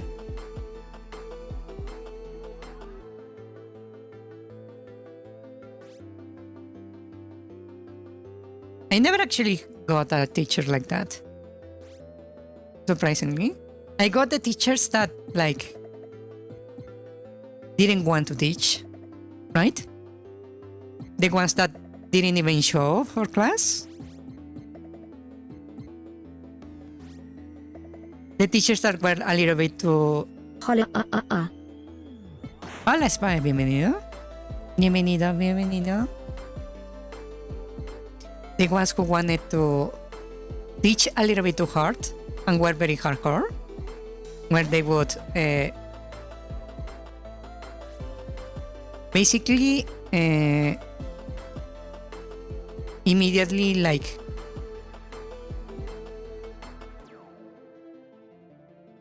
fail you if you didn't do the things exactly as they wanted. Yeah.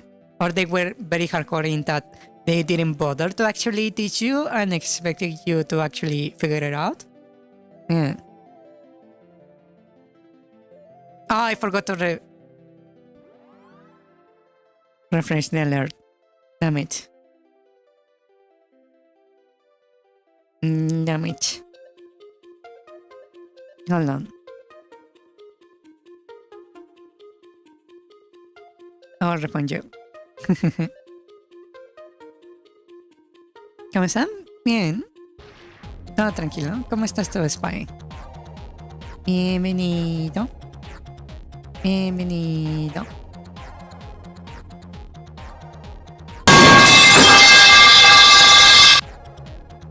Fuck, you made me jump. I was actually trying to refund you there. Damn it.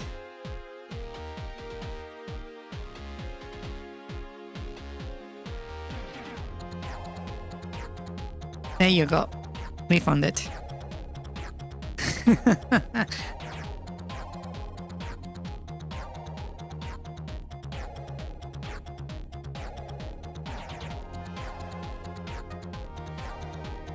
Ah.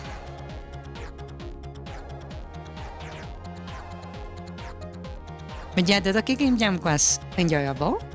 I love it. Yes.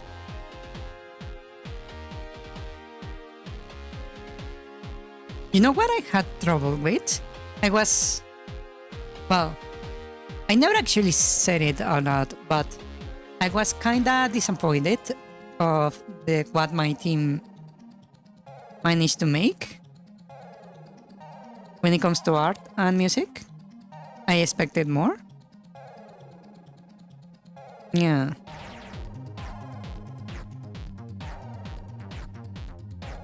But I was kinda like aware that maybe I was asking too much for people that were probably just like joining the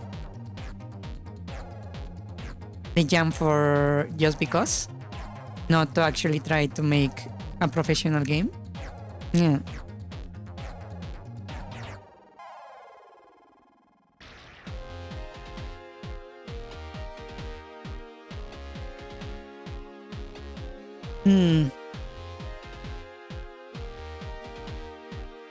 Casi te quedas afuera.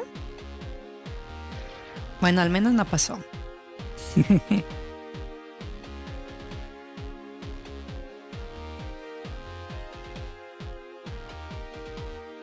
Yeah, I'm kinda very self-aware about the fact that I maybe judge people a little bit too much. Like, I expect too much out of people, maybe. Yeah.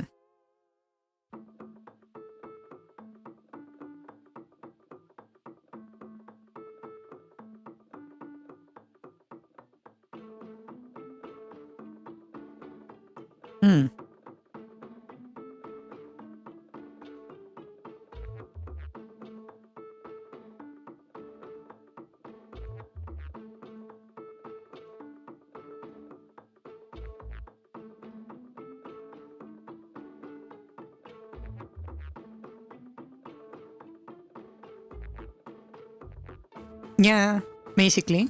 I expect out of others the same amount of time I put in, yes.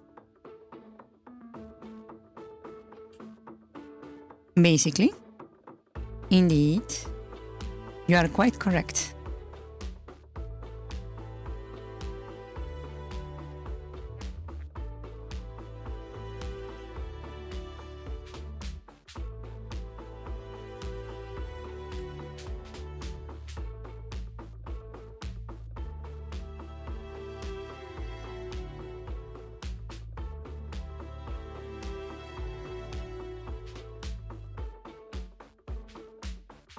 En el cuarto y la señora de la casa estaba en el cuarto hasta que mi compañero iba, ¿no?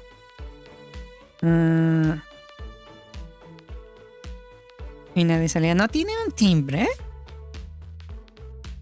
¿Por qué no tiene un timbre? Yo pienso que es algo básico que debería tener todas las casas. Yeah.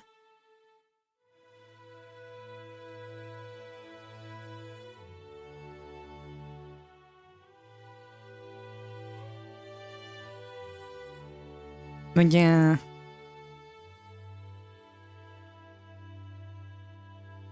Do you wanna know the references I use? I gave the guy making the music that maybe I was asking for too much. Have you heard the opening for the anime known as Cowboy Bebop? That's the kind of music I was expecting. I told him, hey, I want something like this, but a little bit more jazzy, right? I just told him I want these vibes, right? And I told him this is going to be a sneaking and stealing kind of game. So I want to give me a grand haste kind of music, right?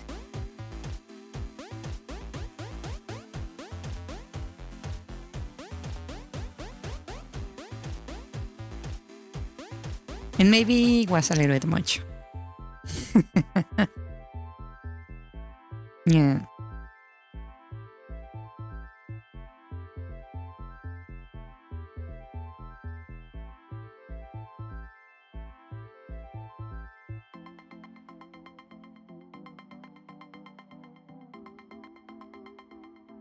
Yeah, it was decent.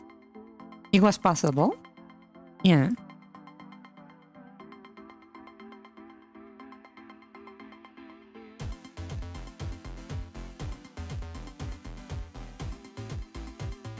It's just that it didn't quite satisfy me, right?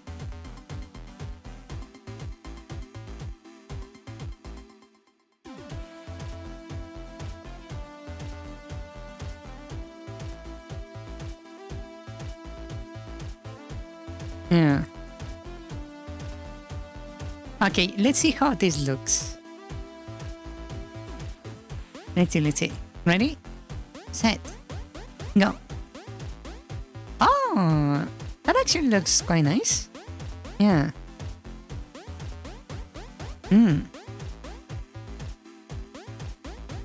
Creo que que te quedaste 2 horas y 40 minutos adentro.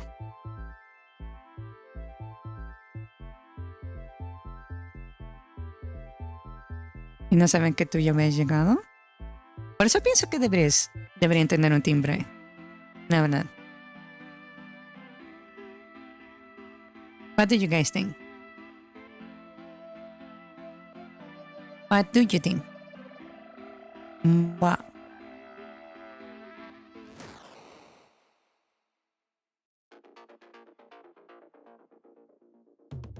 It reminds me of clay animation for some reason.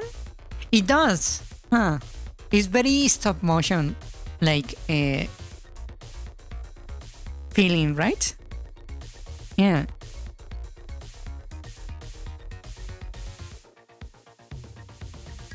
Yeah.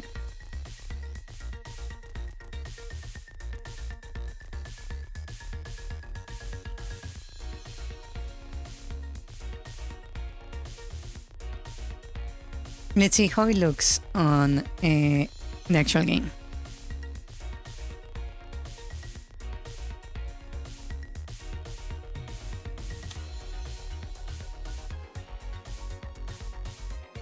Let's see.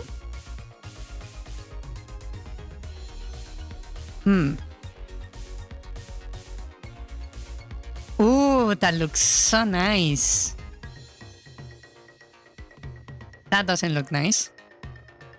But that right there, that looks so good.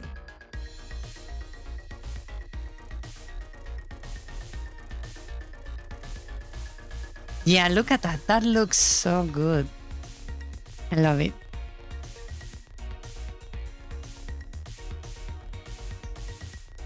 As snow and it's Christmas. It does look like very Christmassy. Yeah. Yeah, but the animation looks so clean. I love it. Yeah.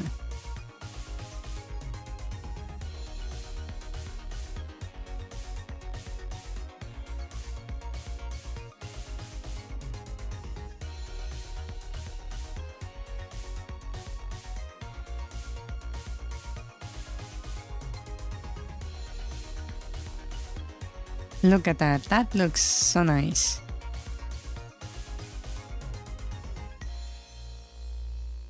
And now it doesn't look so bad when it switches to the dried up version. Yeah.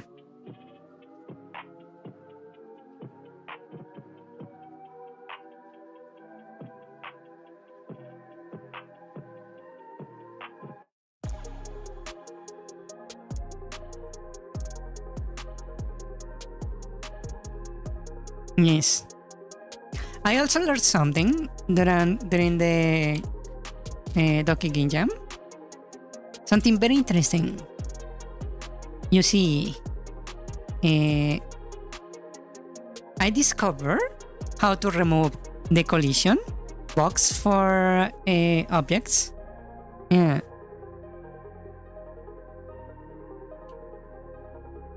So now I can actually make it so some objects don't have like collision. Yeah. Let me correct something. I don't like the fact that the spawn is not like setting things on a correct spot.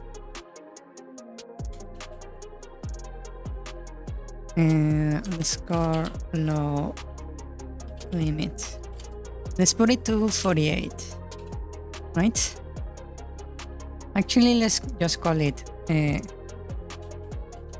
wall distance, so it's more like understandable. And I will just replace.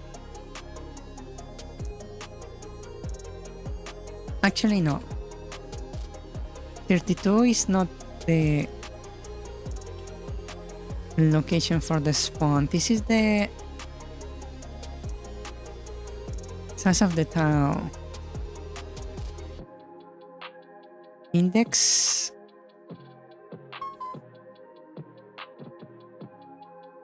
times 32. This is where we start. So that places them like on X, right? Or on Y, depending on the situation. Index and increment.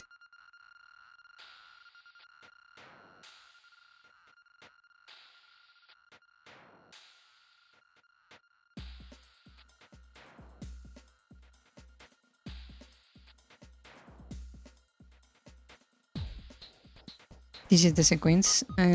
Index is the number. An index is either incrementing or going low.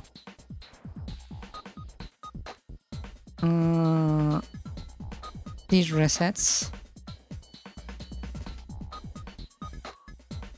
And here I'm setting the location.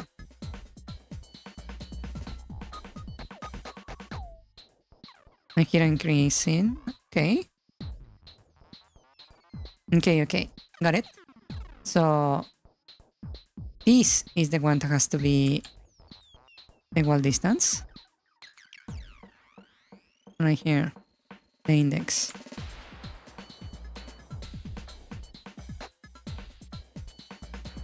Yeah. That should correct it. Yes. A dry up could be smoother, but maybe it's best to leave that to the person you're going to hire for art. Yeah, that's true. Yes, but maybe I will do it like one or 2 days where I'm like randomly drawing. Yeah.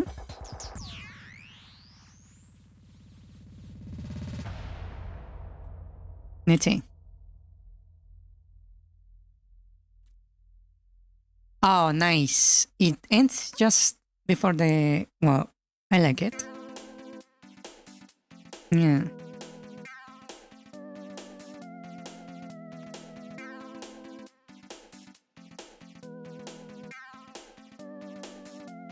That doesn't look good. That is an issue next, apparently.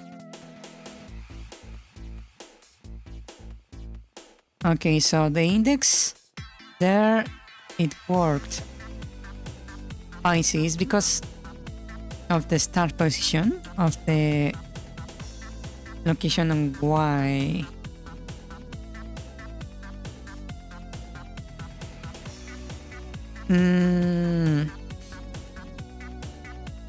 Yeah, because this is you're checking on the height.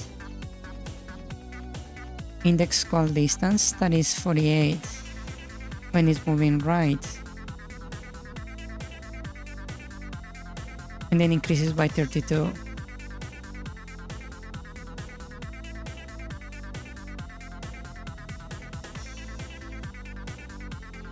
Wait.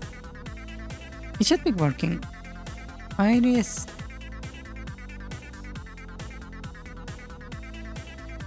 Oh, it's because I have a limit right here. I see, I see, I see, I see.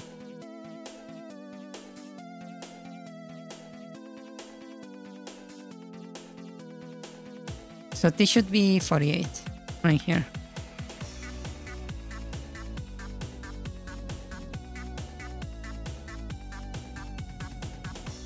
I believe that's the issue.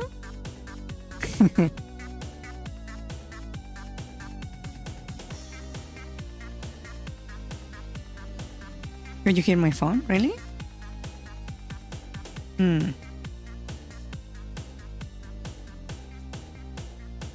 Okay.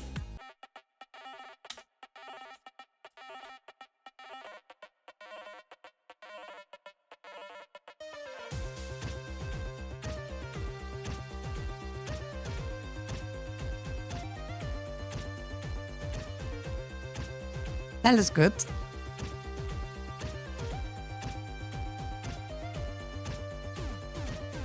Yeah, the movement from left to right looks perfectly fine. That doesn't look good. It's like spawning on top of the edge for some reason. What is happening here?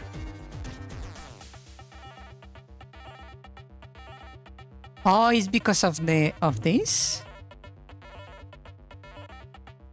Oh, yeah. Okay, when the number is like in the very far left, it's causing an issue.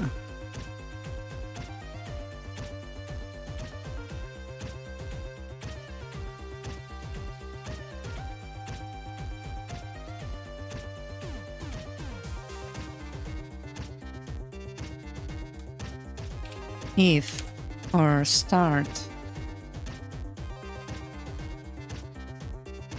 equals to 32, let's modify it to 48 because that's an issue.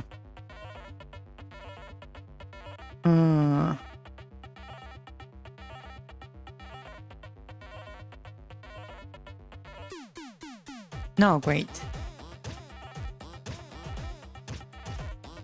The issue is not. So we are starting like on top here, on top of this line. So what I need to do is increase this by 2.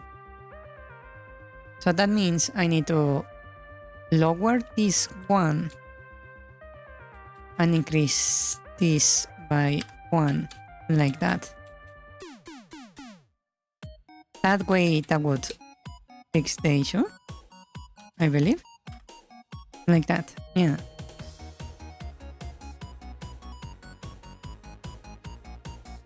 Okay, that's fine. Good night, Ricardo. Rest well. Good luck with the server. Good luck, good luck. Good night. Good night, good night. Ouch. Ouch. Ouch. You muted right in time? Wow. Wow.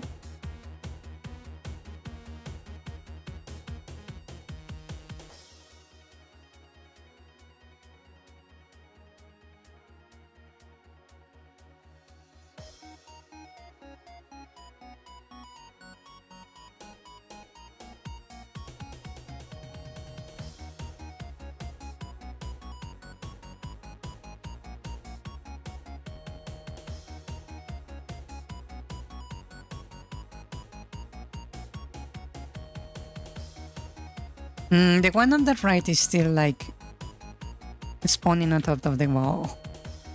I need to fix that.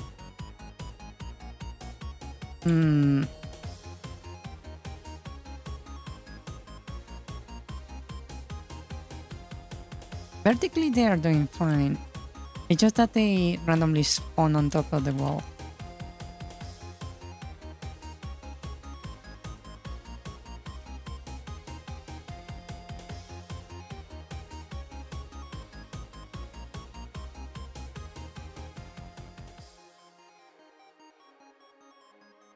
Yeah, now that I think about it, I can... probably this can be different actually.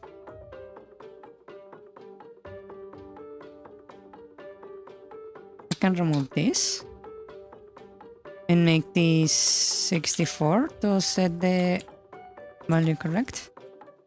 Because I want the second row, right?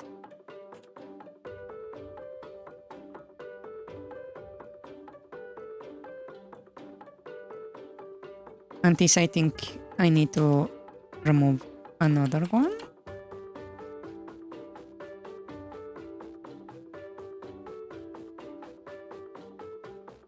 To make it look correct.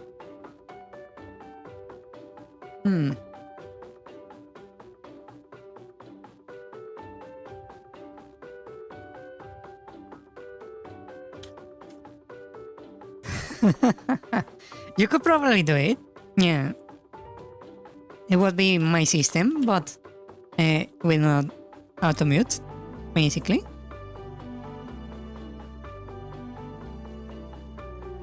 Now you can actually walk on the edge.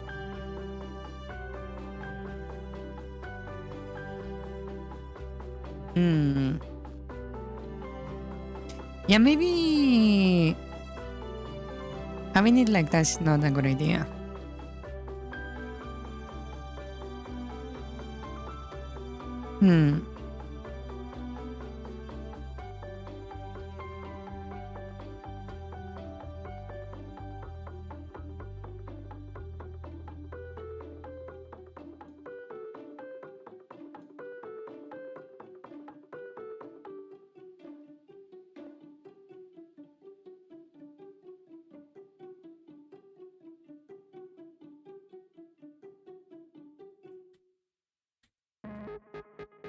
Ow.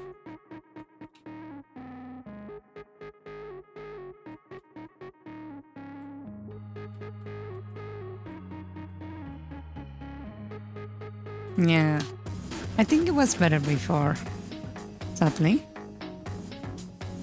We need the wall distance.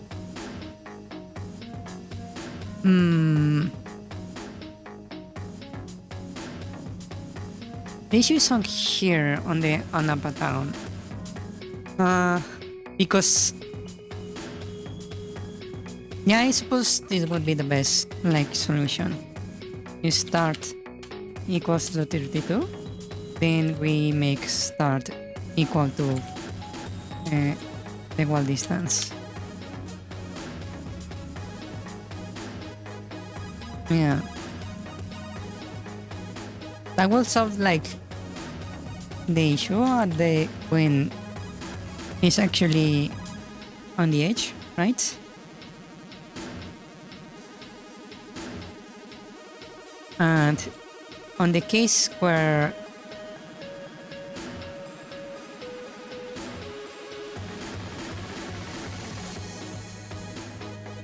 what is like the position of the end of the room? 1 second.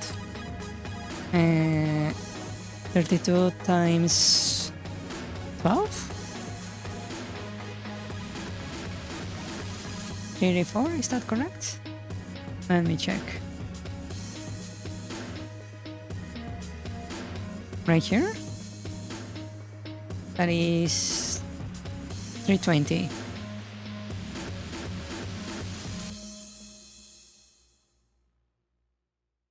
So if our position is 320.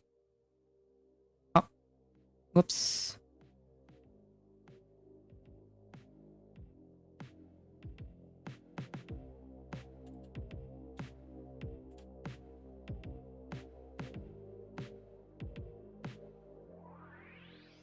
Then we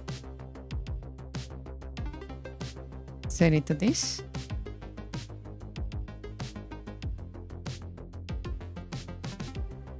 Right?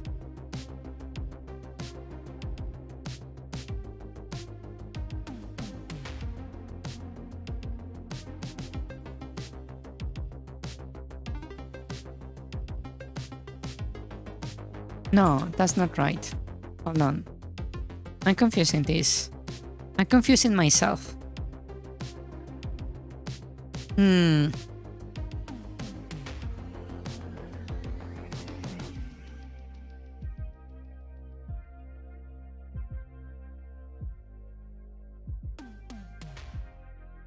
It would be this one right here.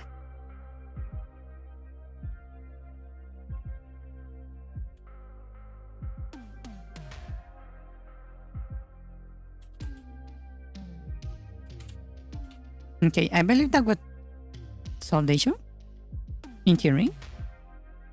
I really want to rewrite a lot of the project, of the code. I'm seeing it after a while during the jam, and I'm like, I really want to redo this. Okay, that looks good. For the right position. Yeah. Then it goes across. Okay. It should come up, down. Next. Oh, down, up. Okay.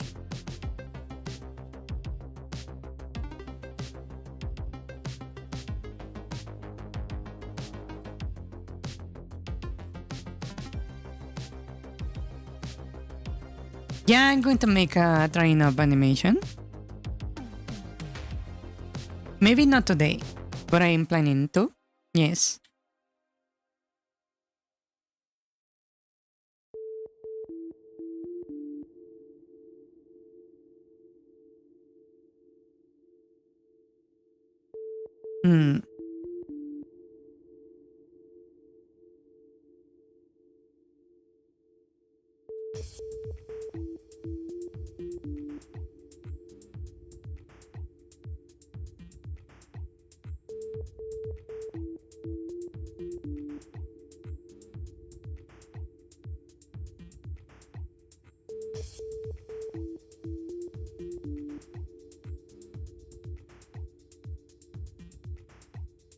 Oh. I was not paying attention.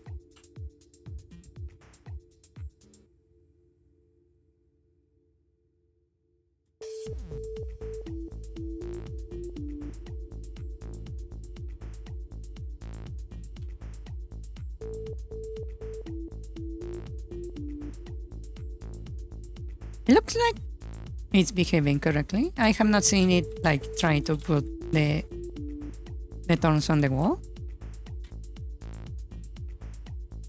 Yeah.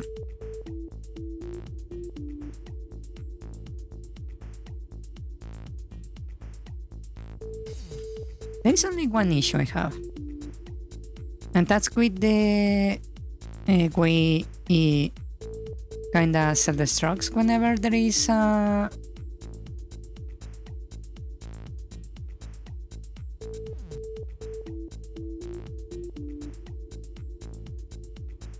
thorn already in the way.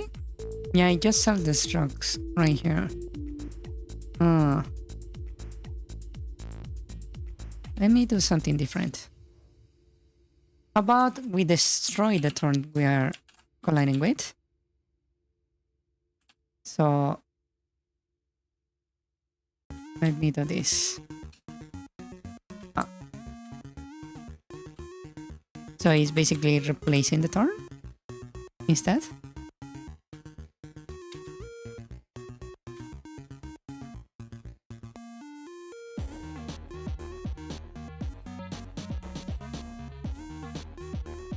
So here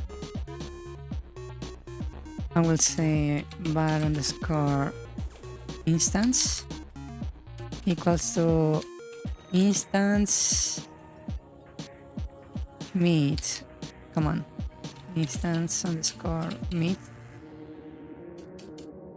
place. There we go. Instance place this with the thorns to get whatever if we're hitting the thing. If instance underscore exist is, then we simply say instance dot state equals dying. Yeah.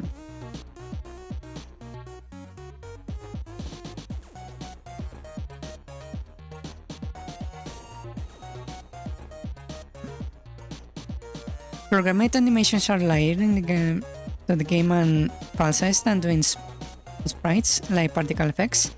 Yes, I also think so. I just don't know how to do a good job of doing that kind of stuff from code. I will admit. Yes.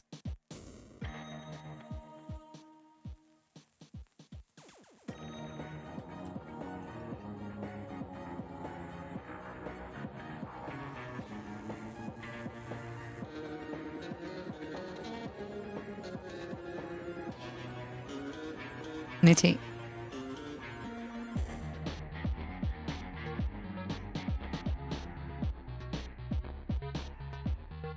So the boss just destroys those. That's fine.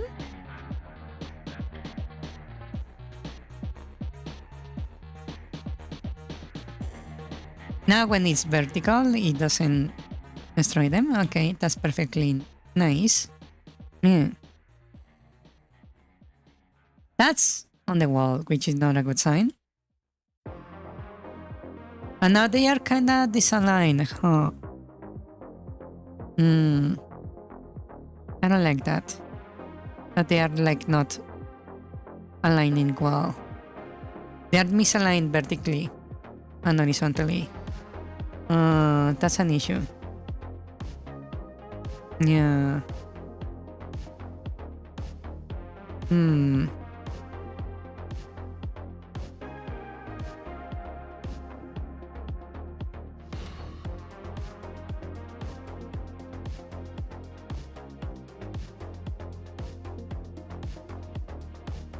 Ah!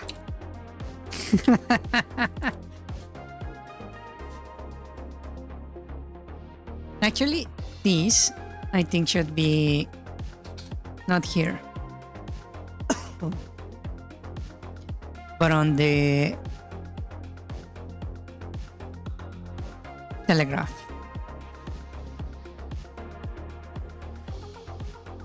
So I will just on create. We will check if we are colliding with the thorns and then destroy them. I think that's better than what I'm doing currently because it doesn't look like natural.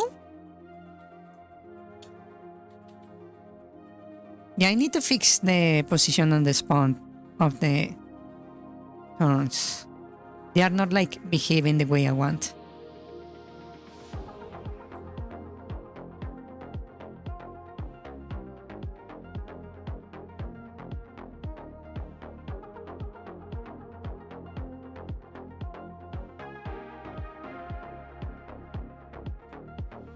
Yeah, that looks way better. Yeah, I like it.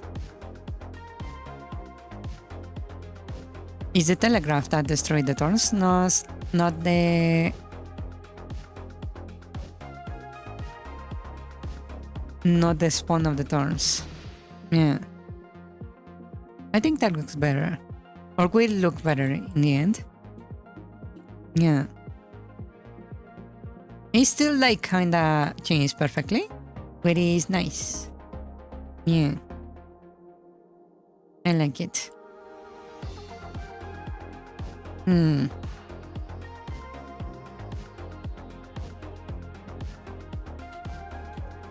Okay, let me check something. So we have this, right? In theory, 32 by 32 would be right here, which is an issue. So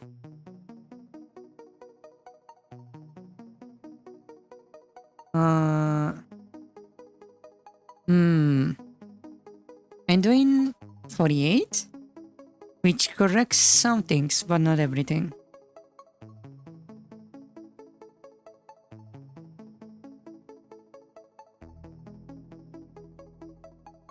Wait, what is the center of my object again?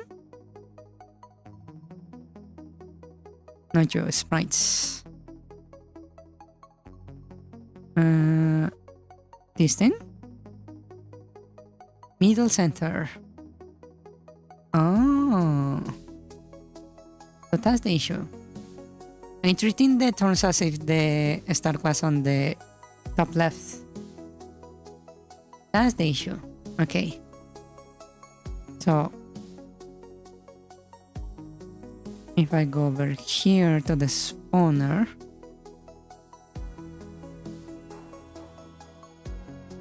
not this one, the other one. This one.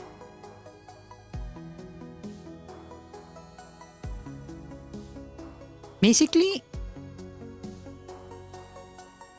the way I was doing it before is better. Like this.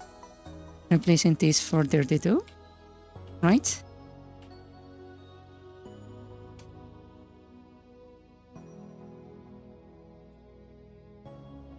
Just that instead of setting it like this,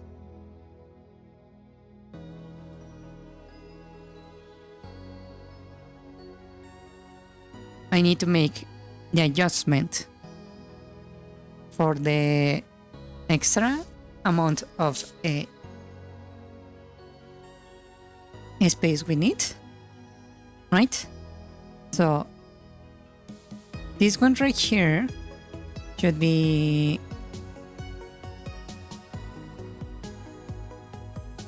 48.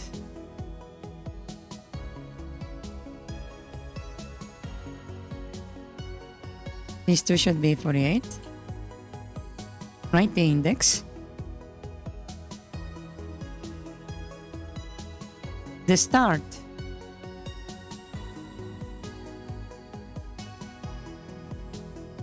should have an extra 16 like this to compensate on all of them.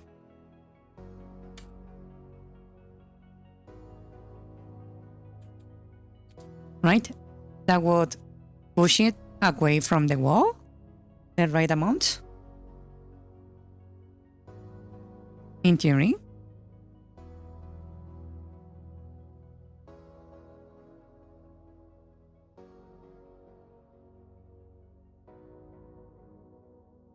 Let me check. How does that look?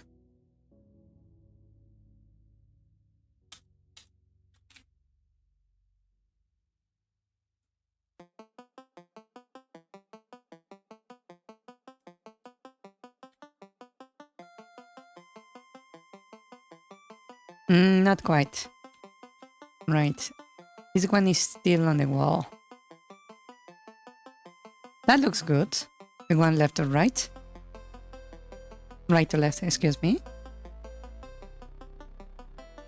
Down up looks good. Okay.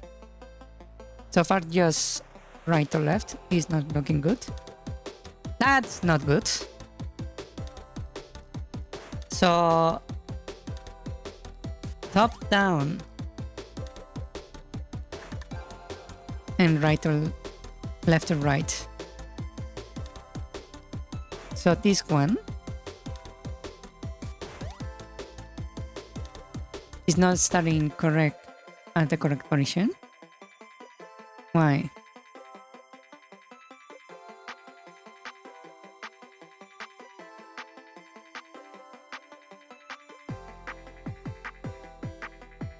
Yeah, down the start is on X. So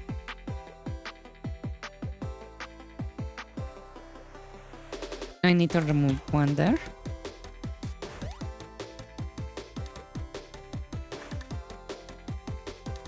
So in theory this should also be wrong.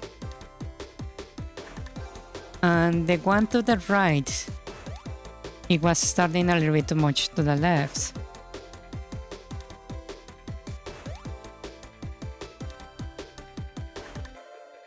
So maybe this is the one that needs to do.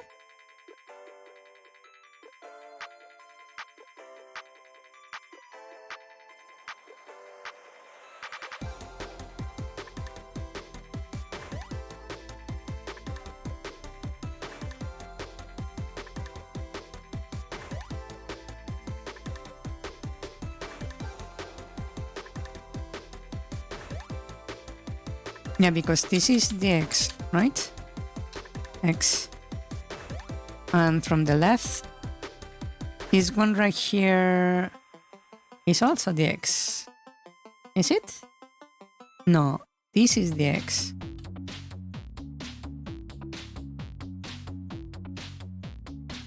Yeah, on the left, index is the X right here.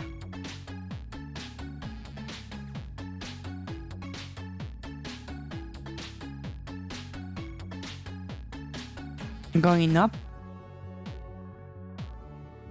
it starts on the X right here.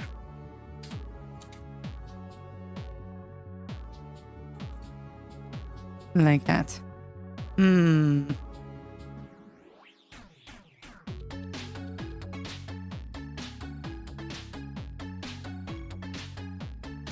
Okay, in theory that should fix it. Let me check. This is harder than I thought it would be.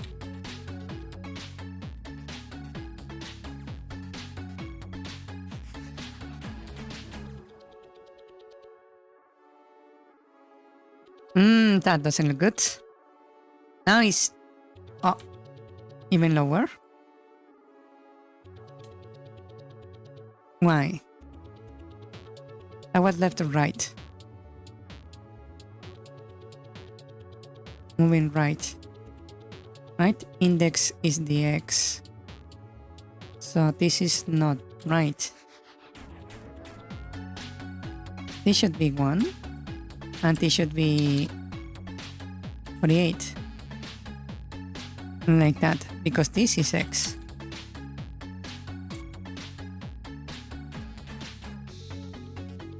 Yeah.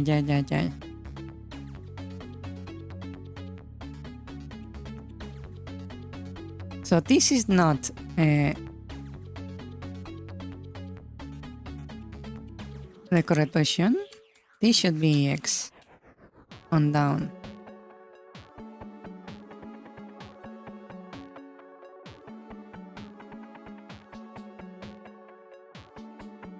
No, this is Y.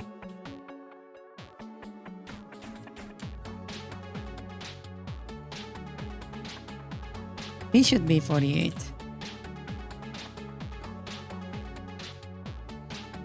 Yeah. Okay.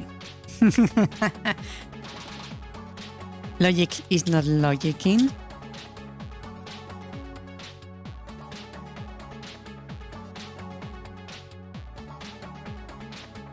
Little C. That looks good. Yeah, perfect. That looks good. Yeah.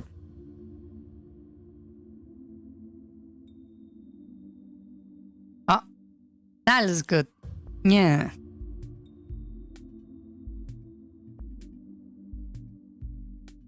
And that also looks good. Perfect. Yeah. Oh, you got a meeting? That's fine, don't worry about it.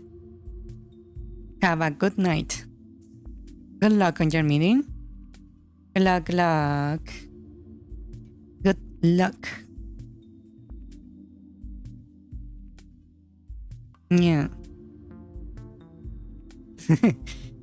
They are allergic to giving you a heads up? Yeah, that's not good.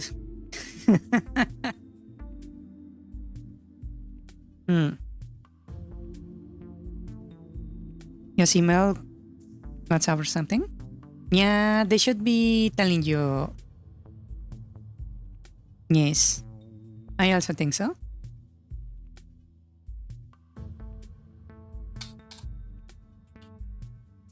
Yeah.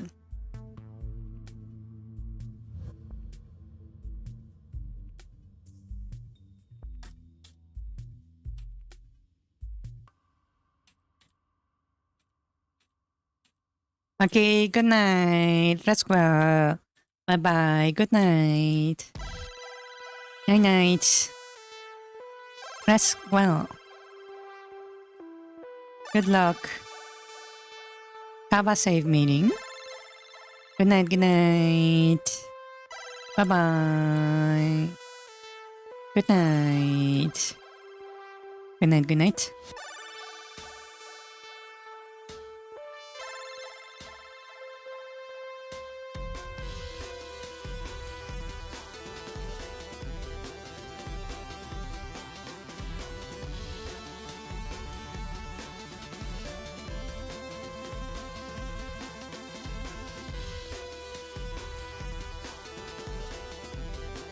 That's looking nice, I believe.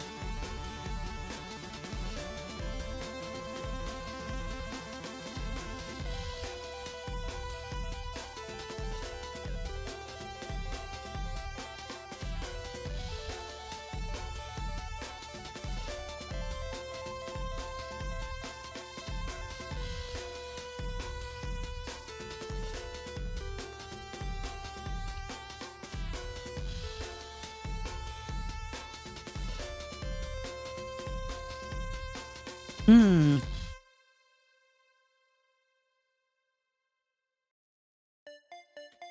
Yeah. Let me do something to make this look like more clean. I believe it was set depth.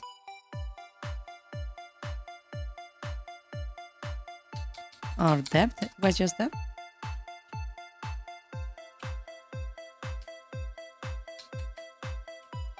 Depth, okay. V-box bottom, I believe it was. To make things look more clean. Let me see.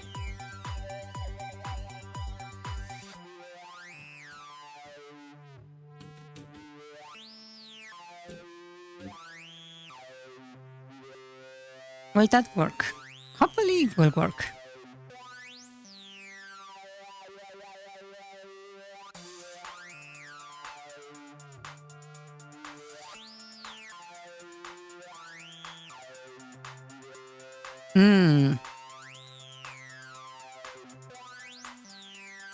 I suppose it doesn't quite work the way I want it.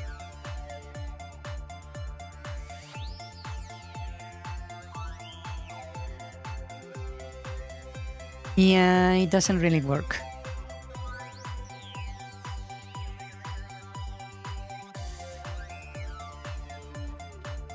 Maybe it's the issue with the boss, actually.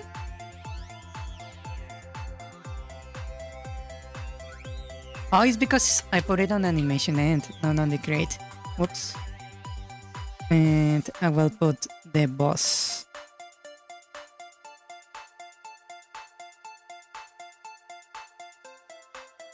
Right here. Yes, I can actually make it look correct. I think it will look correct.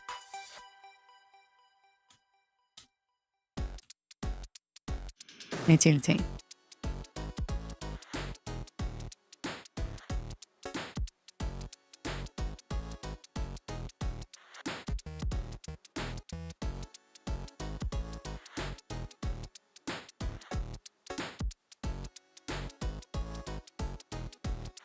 It doesn't quite look right, sadly. Yeah, that doesn't look right.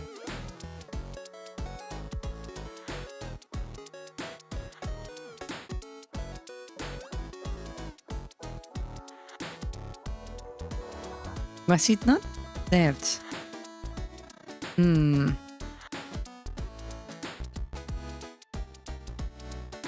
What was it? I'm going to need to research that. Yeah.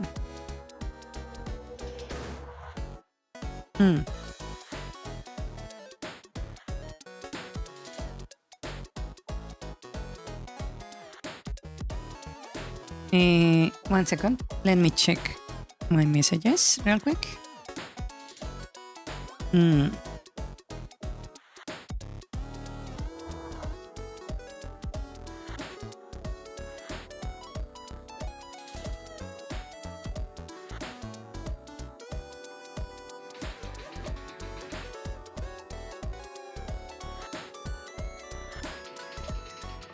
Okay, it seems people are rating the games of the Game Jam, which is quite nice.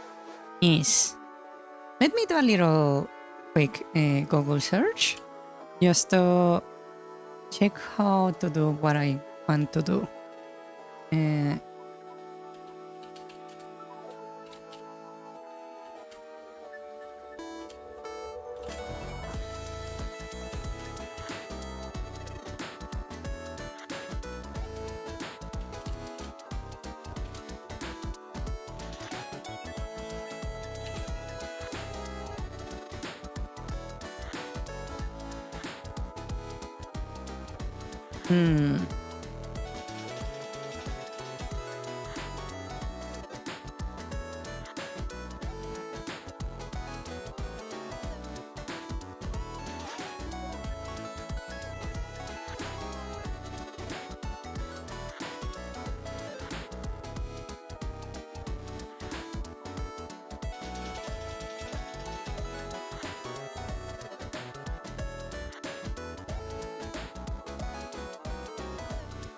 Oh, I see, I see.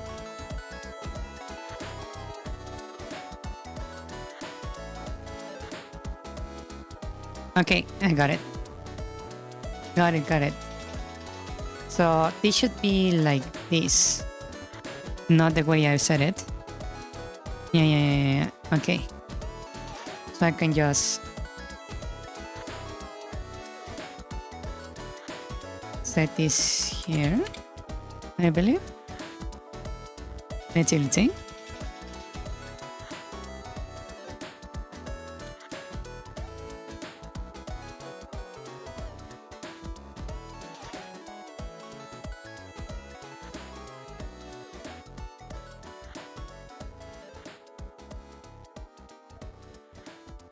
Does that work? I wonder.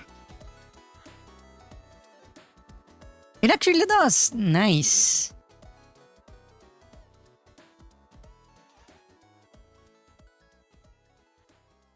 Yeah, that looks amazing. Yeah, perfect. Nice. Lovely.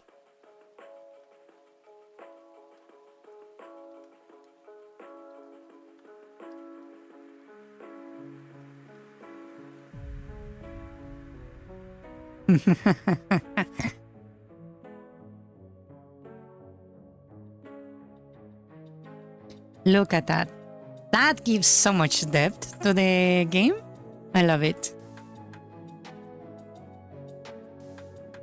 Yeah. Which makes what I want to do next very, very nice. So, this is going to be very interesting. What I'm going to do is, we have a timer, right? Whenever we change like a certain amount on HP, I want things to happen, right? So, whenever we get hit, I want something to happen.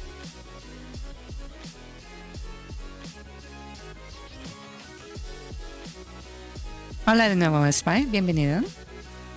Okay, so what I'm going to do is I'm going to make a variable called previous HP, right? And I will set it just to HP. And I will check here if previous HP is different to my current HP. That means that I either healed or got hit or something, right? So I will set a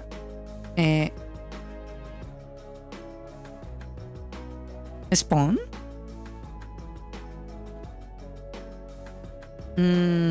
Let's make a timer.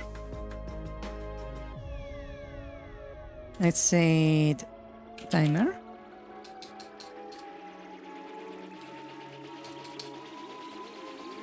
And I will set it to 0 for now. Timer. I will set it to 5 seconds. 3 seconds maybe? Let's start with 3 seconds.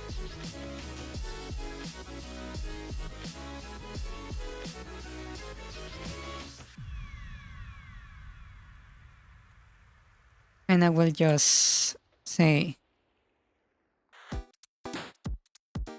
if timer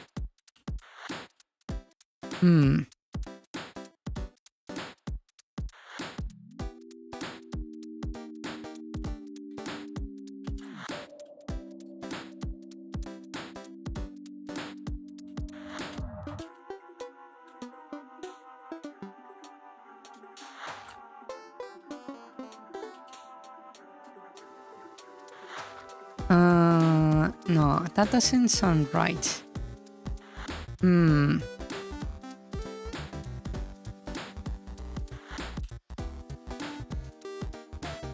Let's say hit.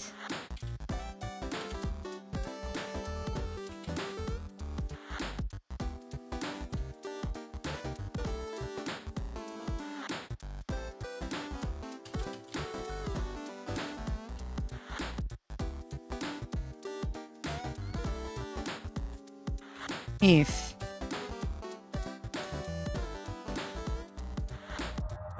timer equals 180, then if hit and timer under 0, then what I'm going to do is spawn all around the collider of the rows. I will spawn turns. So spawn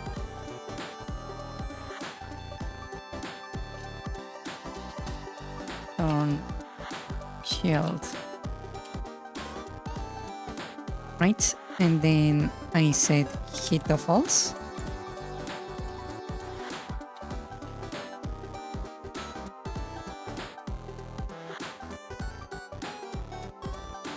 Timer minus, right? Like that. And spawn shield I will create over here.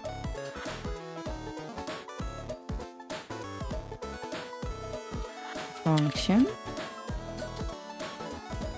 spawn turn shield, and I'm just going to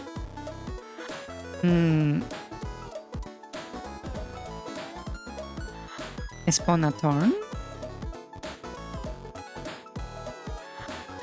I believe I was using something similar over here, right?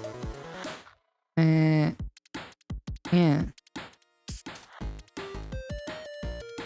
Over here, I was using just a spawn turn like this. I can reuse that. Just spawn turn XY. I don't need.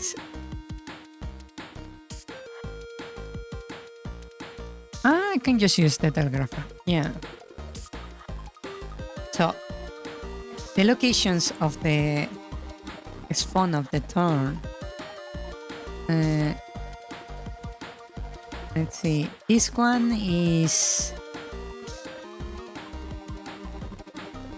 right here. 248.64. So 64 is right there.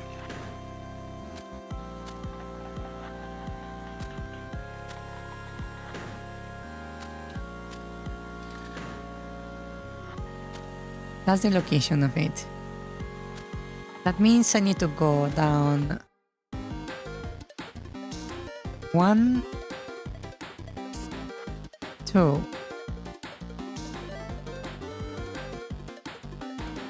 Times. So we set my bar underscore x to be my own x and my y to be my y minus 32 to get a center, right?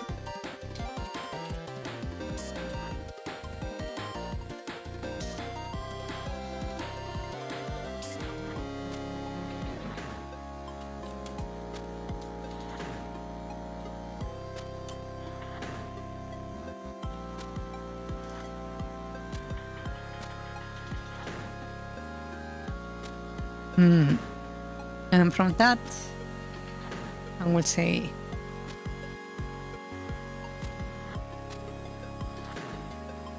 spawn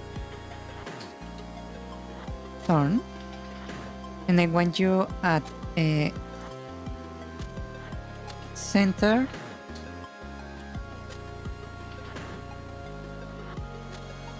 on X,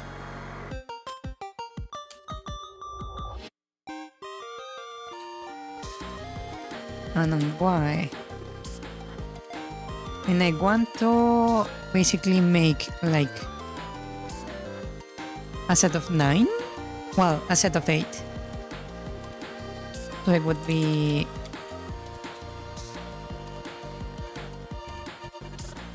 maybe I don't need a set of 8.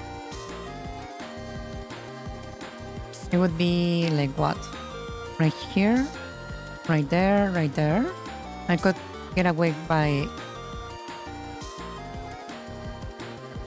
I suppose I can just make the whole 8. Yeah, okay.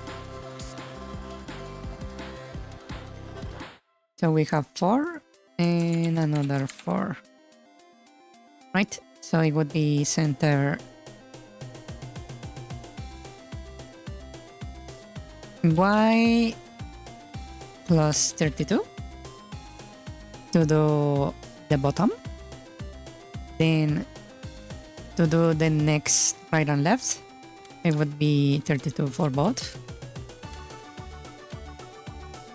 But over here we'll have minus 32 and plus 32 in both cases. And now we just need left and right.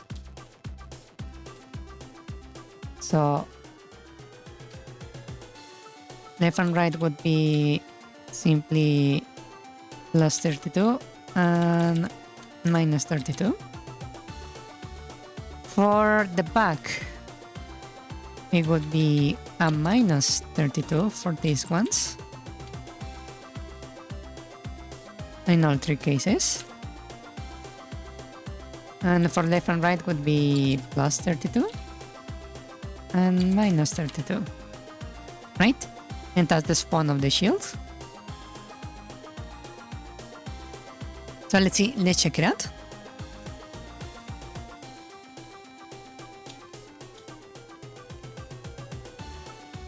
So if I hit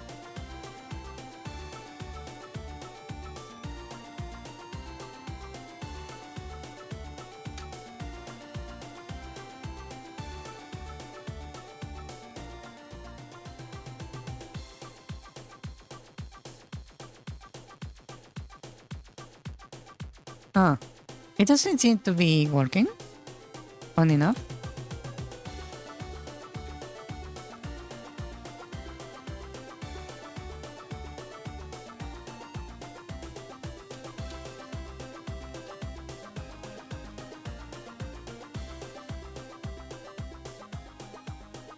Oh, it should have like triggered already. Oh, I did do damage, but for some reason it's not like triggering the attack. Oh. Let's see. Is this function even being called?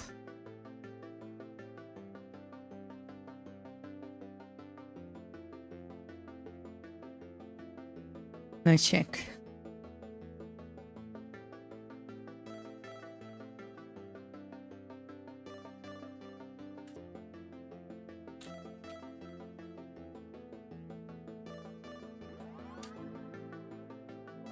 It did register the hit on the change. Okay.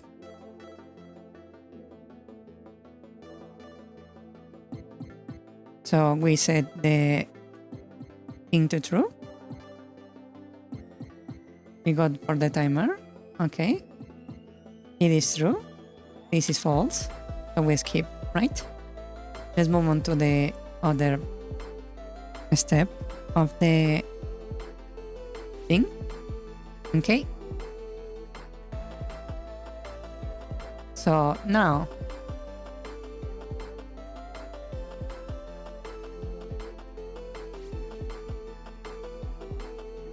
let's see, the timer should be going down.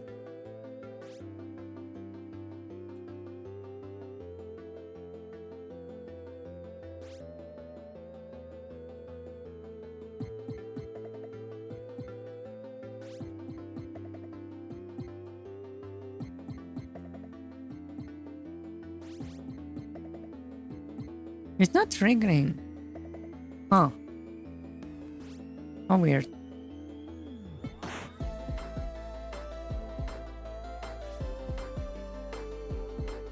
Oh. Okay, so let me do something. I'm going to check the values here.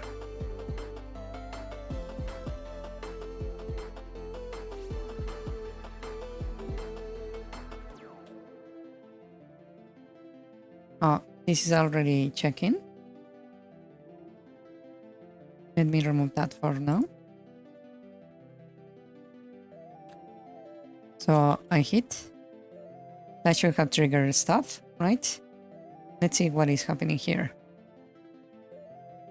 So we had a timer. Okay. That seems to be working just fine. Let's continue. For a little bit. Now let's trigger it again. We have the same timer. Why? Oh, because I never updated this. Okay, I get it. I get it. I get it. Yeah. Because I never did this. That's what's happening. I understand. I understand. Yeah.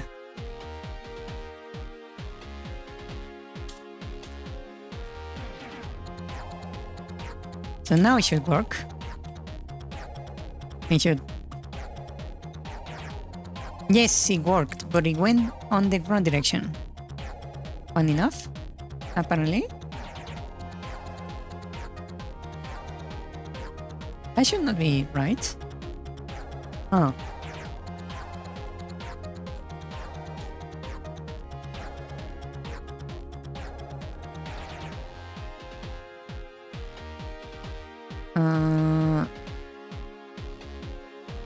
Oh, it's because I put the minus 32 right there. It should be plus. Yeah. I forget the direction where this engine actually handles the coordinates. When I think positive Y, I always think north. That's why that happened.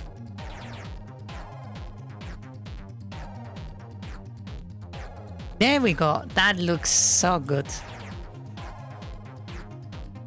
I love it.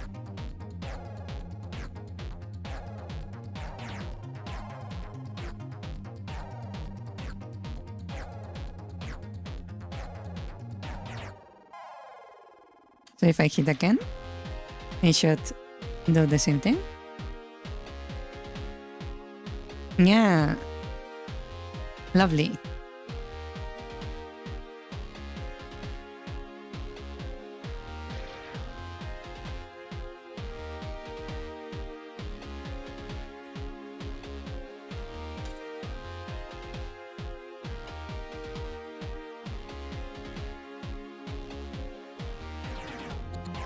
Yeah, that way is way difficult to hit the enemy.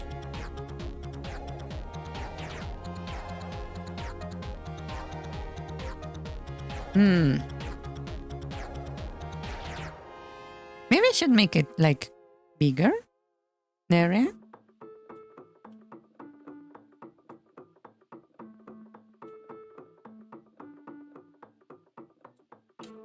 Oh.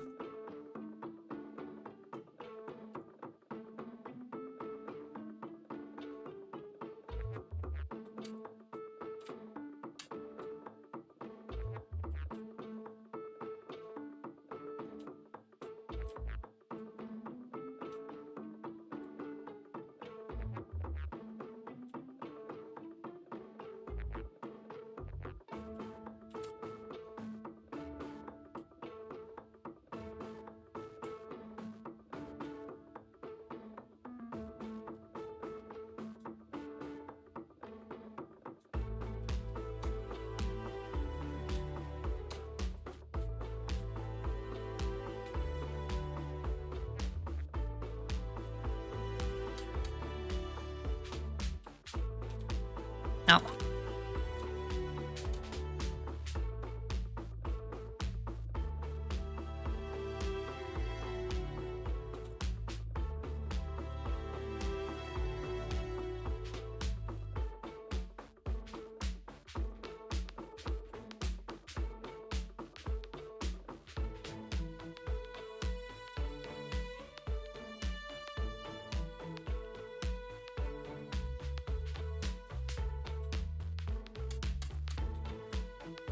Ah.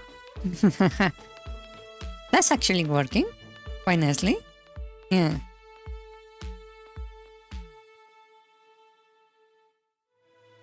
Okay, let me do something. Since I'm doing this, right?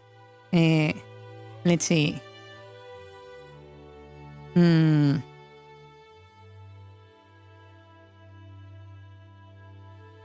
I could set like use a function for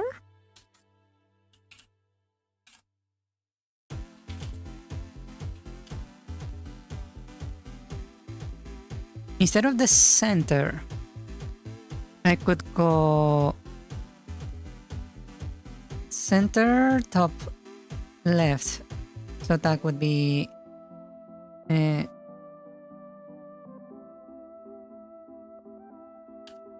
center dot x minus 64, and then we will go well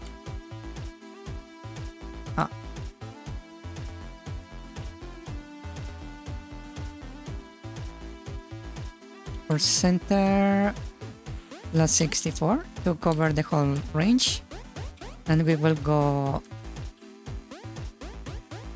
increasing by 32. Yeah.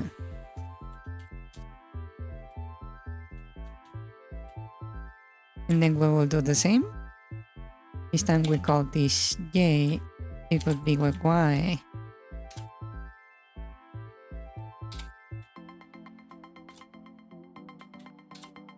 In the same way. And we will simply spawn on a Y. Yay.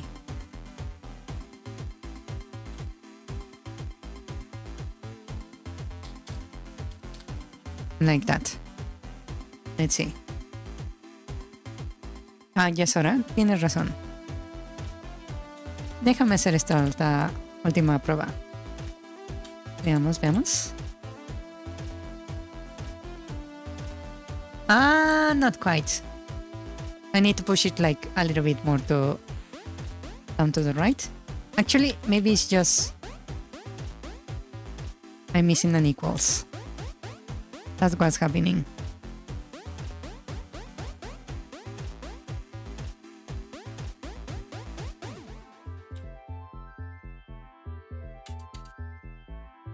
Let's see.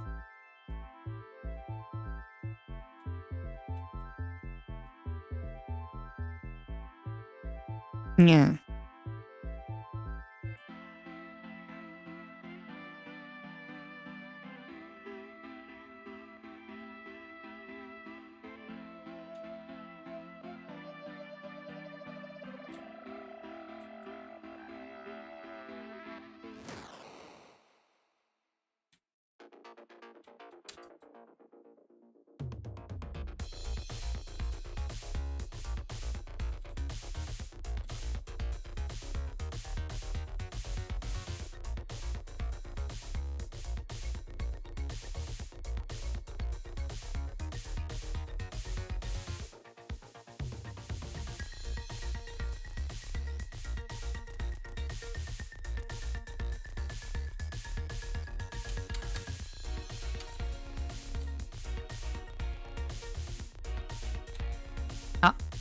Shit.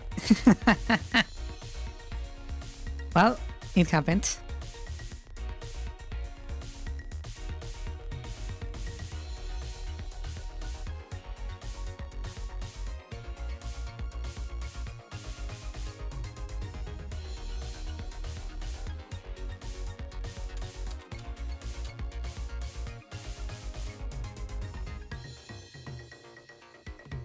That looks nice.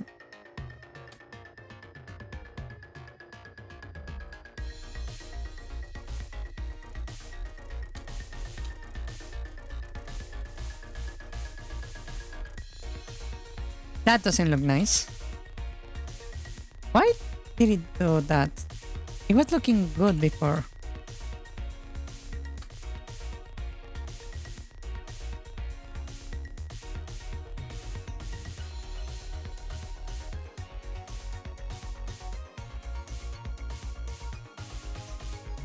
Did I forget something? Yeah, now it's... Wait.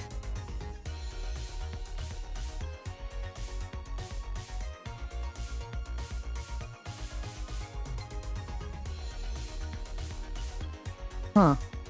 Well, we will solve that issue later. Okay. Let's talk here for today.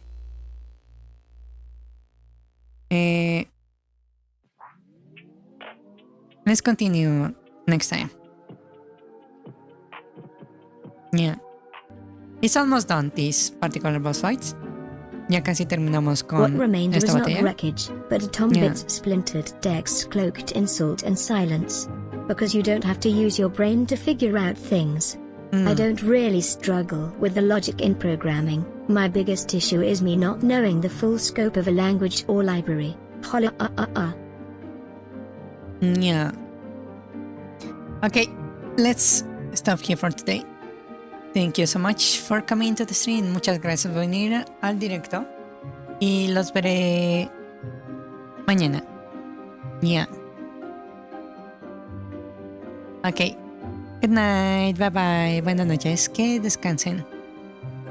Good night. Bye bye. Rest well. Thank you for coming to the stream. Yeah.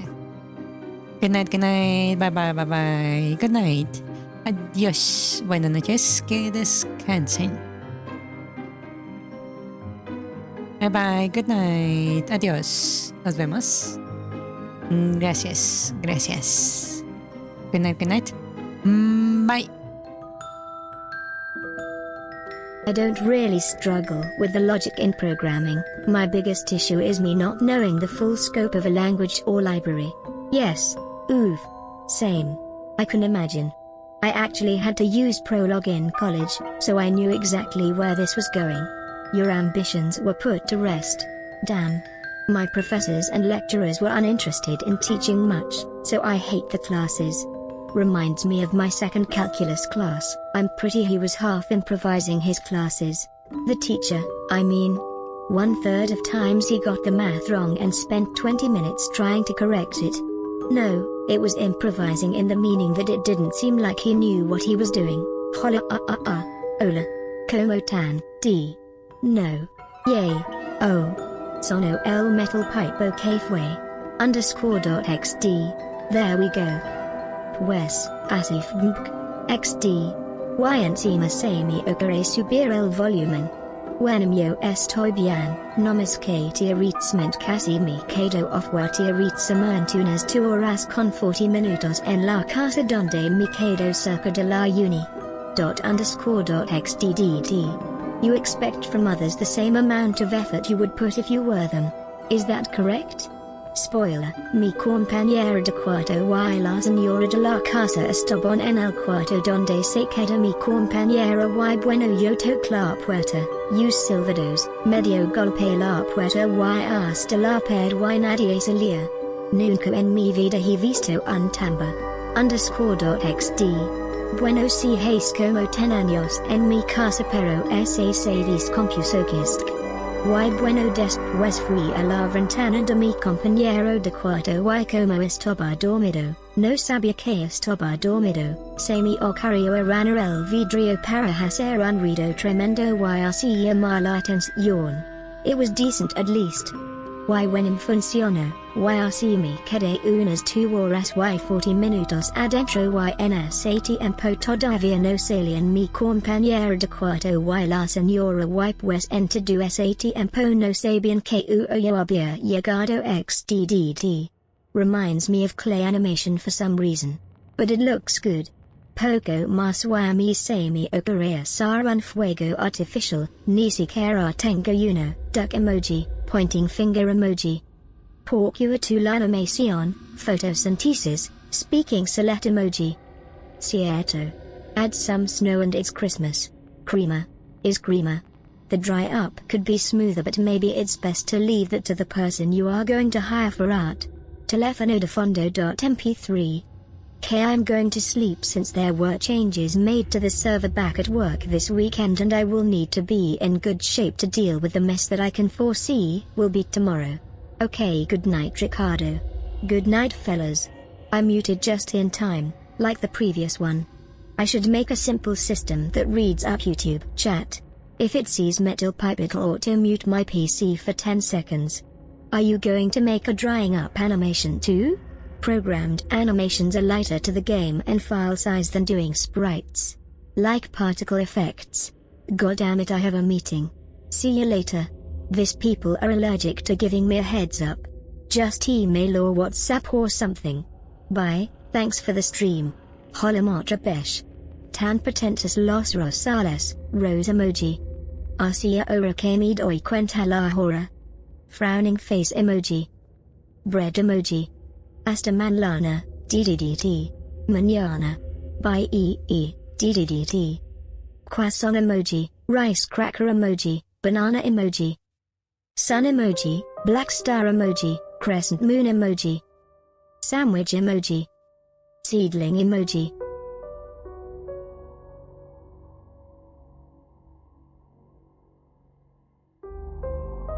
Bye bye.